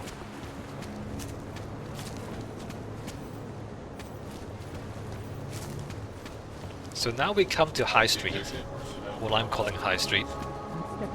And remember the covered street? Oh, it's animated. The glass roof is lit up and animated. That's super cool. City has gone to hell. Oh, look how bright those advertisements are. Oh, look at that. That's so cool. Much cooler than in the daytime. And then this thing? This thing lights up? What is this? What is this? It comes into here?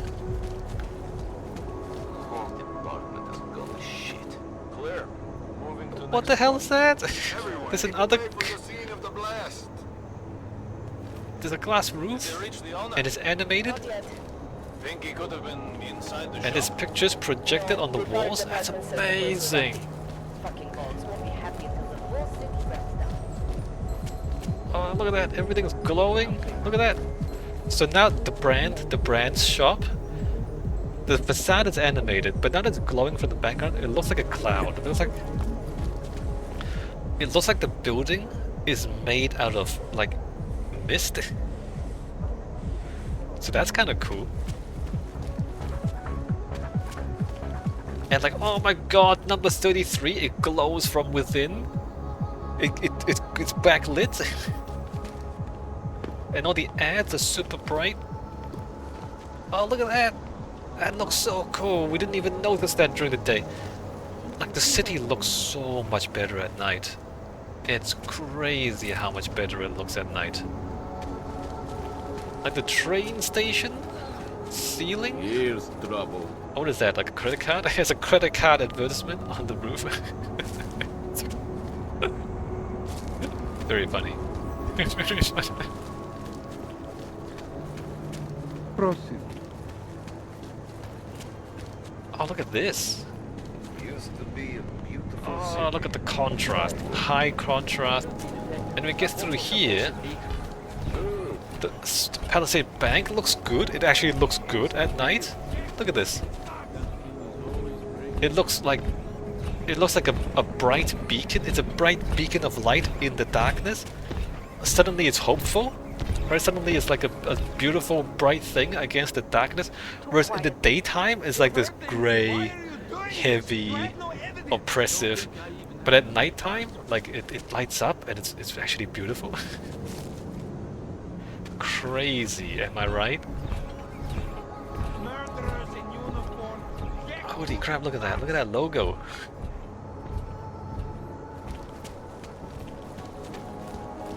The city looks so much better at night.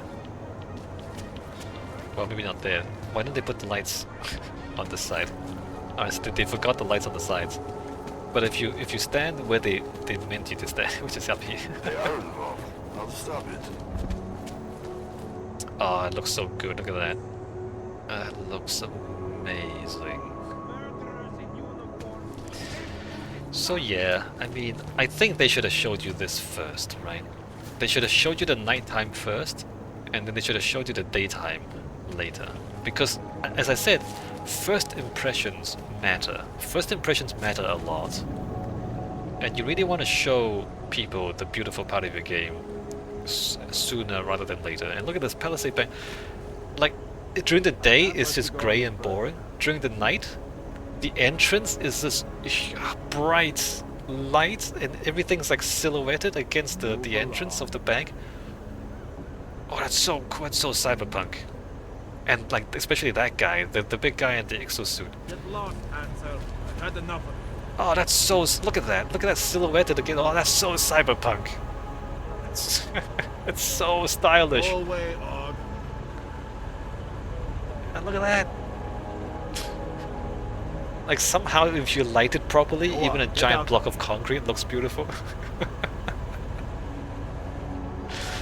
There's the car park. I can't believe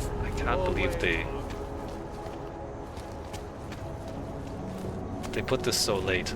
Oh. Hello. And look at that cafe. Look at that. Everything's lit from within. The cafe is just like floating on light.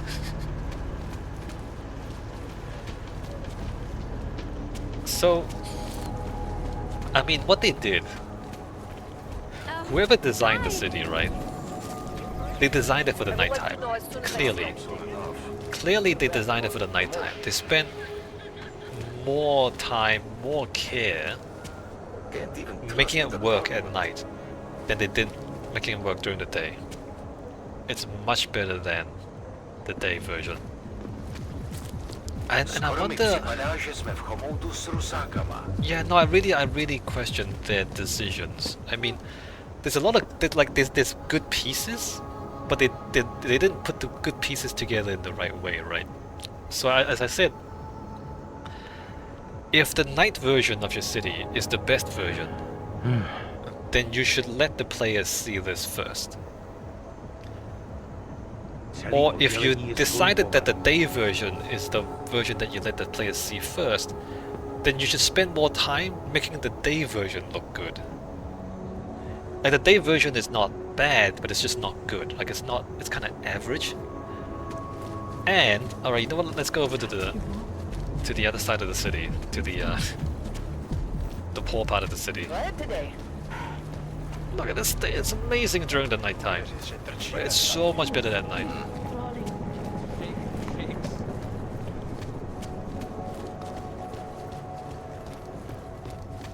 And, you know, like, I understand the city has like there's a rich part of the city and there's a poor part of the city. Maybe don't start the players off in the worst part of the city, in the worst time. and maybe don't show them the ugliest part of the city during the ugliest time at the start. Maybe show them the best part at the start. That's all I'm saying. That's what I'm saying. Like, yeah, no, like, if you got something good, show it immediately.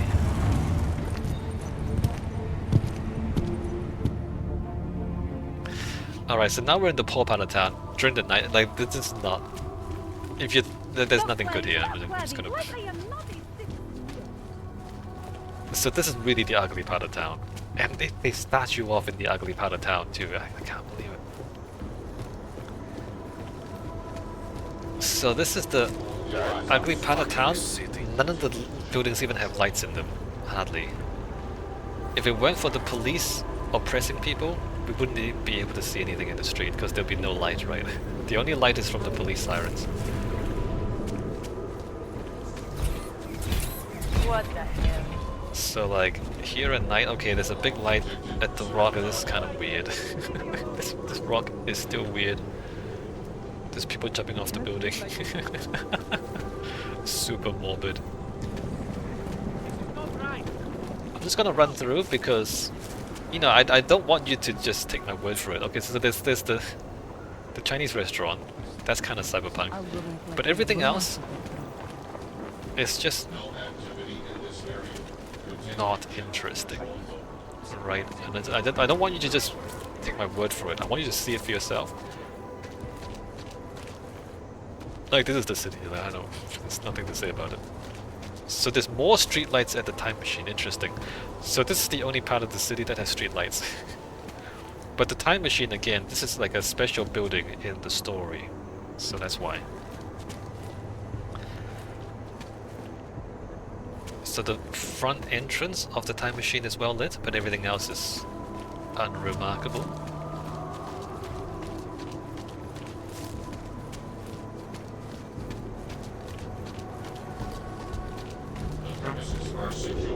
Like, they didn't have to do this. Please, back away from the scene. What I mean is, they've made some parts of the city beautiful. Oh, look at that. The shot. They've made some parts of the city beautiful, and they've made some parts of the city ugly. So it's not like they don't know how to make beautiful things. They do know how to make beautiful things. But they chose not to show you the beautiful thing until very late in the game. They chose to show you the ugly stuff. Which, as I said, as I keep saying, I think is a bad idea. It's not how you make a good first impression. Anyway, let's get out of here. There's really nothing to talk about. Sacre. That guy's glitched out.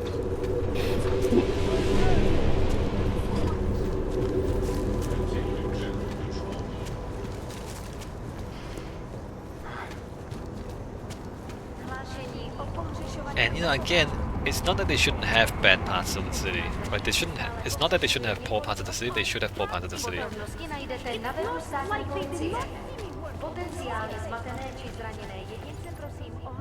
But they should explain it, right? They shouldn't show it first. They should show it later, and they should explain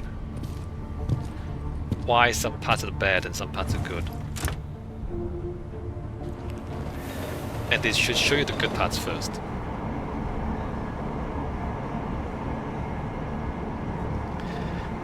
Because, like Deus Ex, the story, it's supposed to be tragic, right? It's supposed to be about the potential of human augmentation. But the potential is somehow lost, squandered, wasted, ruined.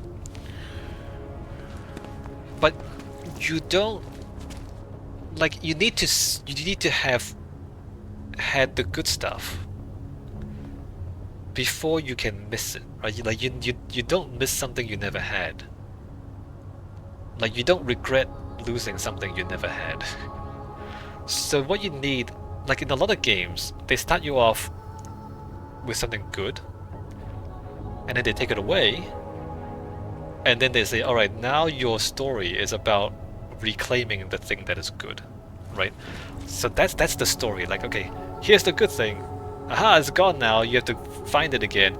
And so you spend the rest of the game trying to find it again, right? So they show you the good stuff first, and then they take it away. This game doesn't do that. It just gives you nothing at the start. It gives you the ugly stuff at the start, and then you find the good stuff. but then but you never get the sense of loss. Does that make sense? I hope that makes sense. Anyway, that's yeah. Like even in the architecture, you can do that. Like you show people beautiful architecture, and then you take them away and you dump them into the poor part of town, and now you're like, well, how do you fix things? Like how do you get back? Right, and then you have to make your way back. You can do that even with architecture, right? Look out. Alright, anyway, the red light district. What if we're being Yeah, naked people dancing. Holy crap, look, there's a naked woman projected onto the old Gothic building. All right, moving back out. Yeah, Not my turn. yeah, sexy time. Yeah, naked ladies. Oh yeah, brothels. Alright, calm down everyone. Calm down. So the red light district, it's really not that big. It's dominated by the Red Queen, so this is a European style brothel. We have people wriggling in windows, supposedly to entice you in. I mean, they're not working very hard up there, are they? They're just standing around. That guy's just like, silly, come on, work hard, come on, work for me, buddy. No? Alright, he's just gonna stand around. If you go to certain places in Europe where prostitution is legal, you'll see stuff like this. Look at that. We'll go inside in a later video. Over here we have this. I'm not sure what this is supposed to be. This looks like a major location, but it's not because it's never open. The hexagonal thing reminds me a bit of the Hive back in Wow, I haven't Human realized Revolution. In Hengsha, one of the locations was the Hive. that. You stay away from us. Maybe it's supposed to be a throwback to the Hive, but it doesn't do anything, it's just a closed shop. So everything is red in the red light district, in case you haven't noticed. So this is modern. This is pretty modern, and then there's some of these old Baroque buildings still. And that's pretty much it. Right, that's the red light district. There's a tentacle, a giant to walk tentacle at a normal around the building. speed. Very funny if you're into tentacles. There's some strange bits happening here, right? So here, look at this building. So this building, you have this one. That's a proper building. But beside it, there's this facade, which doesn't really make much sense because there's not enough thickness back here for it to be a real building. So this back here, it's not a real building. In fact, there's no space in here. It's just a front. It's like a shop front without a shop, which I'm not sure what to make of it. I mean, you imagine maybe they removed the walls on the inside. They kind of expanded this building, removed the walls back there to have more floor space in the shop, maybe. Maybe. It's a little odd if you really look carefully, like that's not thick enough to be a real building. And this is back out of the red light district. They're not real dancers, they're just mannequins. Okay. There is one other bit of the city. So back here, through this alleyway, it's really out of the way. So this is where the Duvalis have their hideout. The D is Duvali. So this is Duvali gang territory. Duvali are a crime family, and they control this part of the city. I think it's supposed to be like a proper part of the city, but in the game it's like a closed off area separated from the rest of the city because it's gang territory, and there's gameplay here trying to sneak around. And you'll notice there are no modern buildings here. So the Duvalis, they're traditionalists, right? So they are kind of against augmentation, so they don't particularly like augs, but they also don't like the big corporations. So they are traditionalist and they are crime family, so they don't like big governments, big corporations. And their headquarters is inside here, so we have a theater. Look at that. Theater. A theater. Is there an A? Oh, there's an A back there. Theater. So inside the theater is the Duvali headquarters, so we will go inside at a later time. I think the next video probably. As for the streets, so I think the implication is that these streets are supposed to connect into the city. But for gameplay reasons, they don't actually join up, right? So these kind of gated off, and you can't get through. This is a little strange. Like the theater doesn't really like, it's gonna just get cut off here, and there's no windows back here.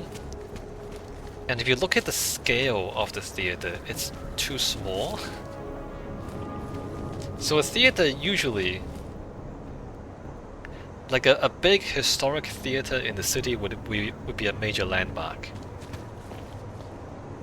And I think it's supposed to be a major landmark here as well, but because of the way video game architecture is scaled, the theater looks like it's at the wrong scale. Like look at the size of this versus that. I feel like this should be much bigger than that.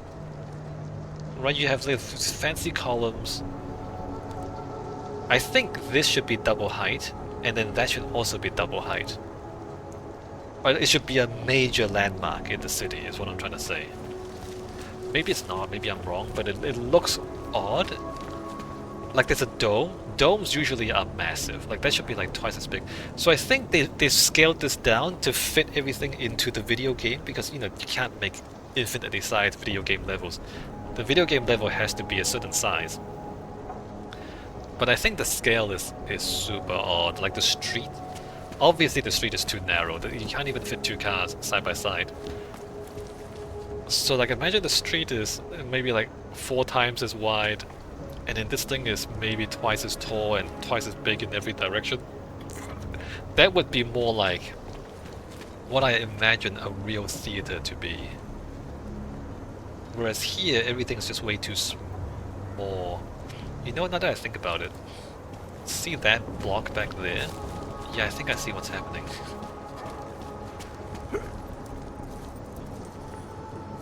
The theater is bigger on the inside than on the outside is what's happening.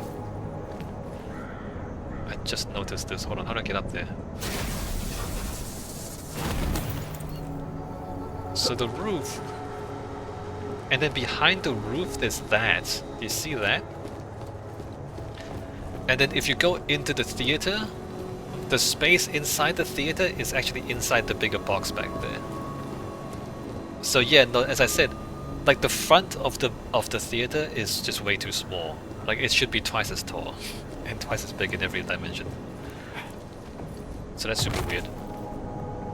Also, the theater, I think at nighttime, it actually does it a bit of a disservice, because if you look closely, there's actually a lot of little details. Like, look at that. I can't even see it because it's too dark, right? Like that's intricately carved. There's a lot of little details, and here, I guess this is lit up pretty well. There's lights there, so you see all this. Look at all this detail. And a lot of the detail is hidden in the shadows and nighttime. If I step back from it, you don't really notice it, right? Like, yeah, no, like, there's a lot of details there that you just don't see because it's in the dark. So the theater, I feel like there's a missed opportunity here. I feel like the theater it should be bigger. It should be like a bigger part of the game.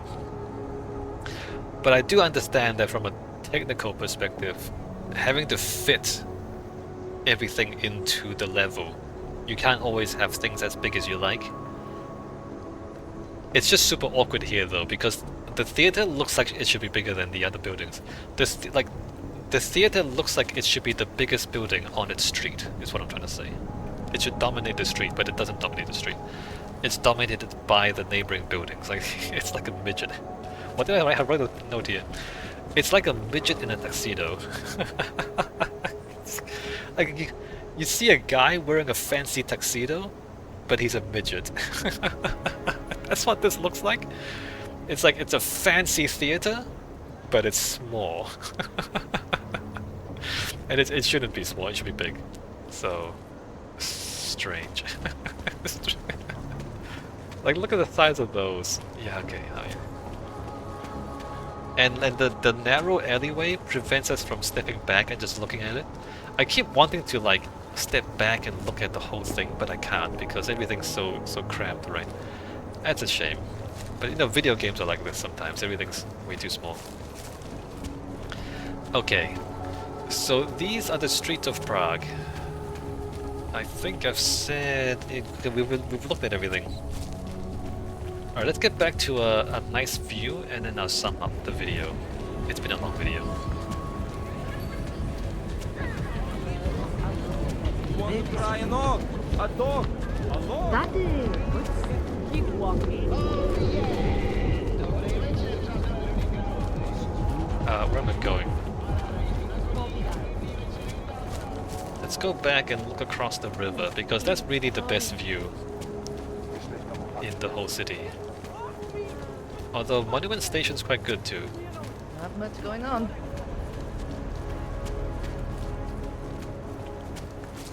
Alright, let's go check out Prague. Oh, look, it's Prague. Okay. So those are the streets of Prague, during the day and during the night. So as I said, Prague is a very historic city, and not the first thing you think of when you talk about cyberpunk, right? In the real world, Prague is a World Heritage Site where you're literally not allowed to build anything cyberpunk. You're just not allowed. Anything you build in the city has to fit into the character, the historic character of the city. In the game, there's a bit of that still. Like you can see how the new stuff has to fit into the old stuff in most places. But also, like the Palisade Shard here, this thing, the data shard. There are parts in the fictional Prague where big corporations have come in, like the Palisade Bank. They've come in and they've just kind of stomped onto the historic city and just did whatever they like. And that's pretty cool, especially during the night when you see the Palisade Bank lit up, and when you see the shards light up, and when you see all the cyberpunk and the red light district, and you see you see High Street all lit up. You see all the like animated facades and then the animated roofs and everything else. During the night when it lights up, it's really cool, right? It doesn't disappoint. They've managed to make Prague cyberpunk, but only at night, not at day. And the problem with all that is, if you play through the game, you don't see the night version until very late. Like you see the daytime first, and a lot of people, as I said, they don't finish the game, man. Like they start the game, they play a little bit, and then they just stop playing. That happens to a lot of video games. And because of that, you really need to make a good impression. You really need to make a good first impression. And you need to show them this, right? This needs to be the first thing they see when they arrive in Prague. But they don't see this first, they see this halfway through the game. So, yeah, and instead the game starts you off in the oldest, most boring, and most run-down part of the city. They start you off in the worst part of the city, instead of the best part, which is a terrible idea. Like it fits into the story, kind of, because you're an orc and you're being oppressed, and they want to show you being oppressed. Okay, I get it, right? But it's just not... It makes a really bad first impression, and I think the game really did itself a disservice by doing that, right? Because this game has beautiful moments, right? If you look for them, there are beautiful moments, but they're kind of hidden away.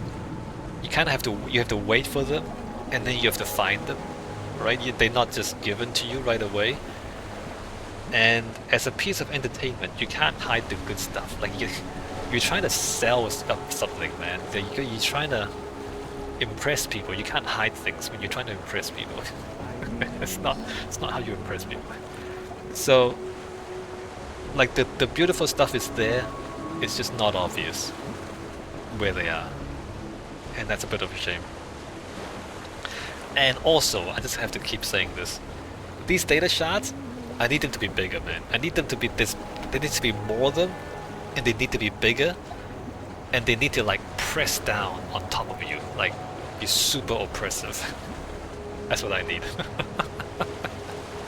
Because it's Deus Ex, man. It's like it's a dystopian future. We don't want. We want the big corporations to really be obnoxious. It's a shame that it's too polite, is what I'm saying. Stop being so polite, man. Yeah. So I think so. Yeah, like, there's beautiful stuff here, but there's also a lot of missed opportunities, I think. Okay, so that's it for this video. Next up, we're gonna go into the interiors. So we walked around the streets of Prague. There's a lot of indoor spaces. So in the next video, we'll go through all the indoor spaces around Prague. Okay, I'll see you next time.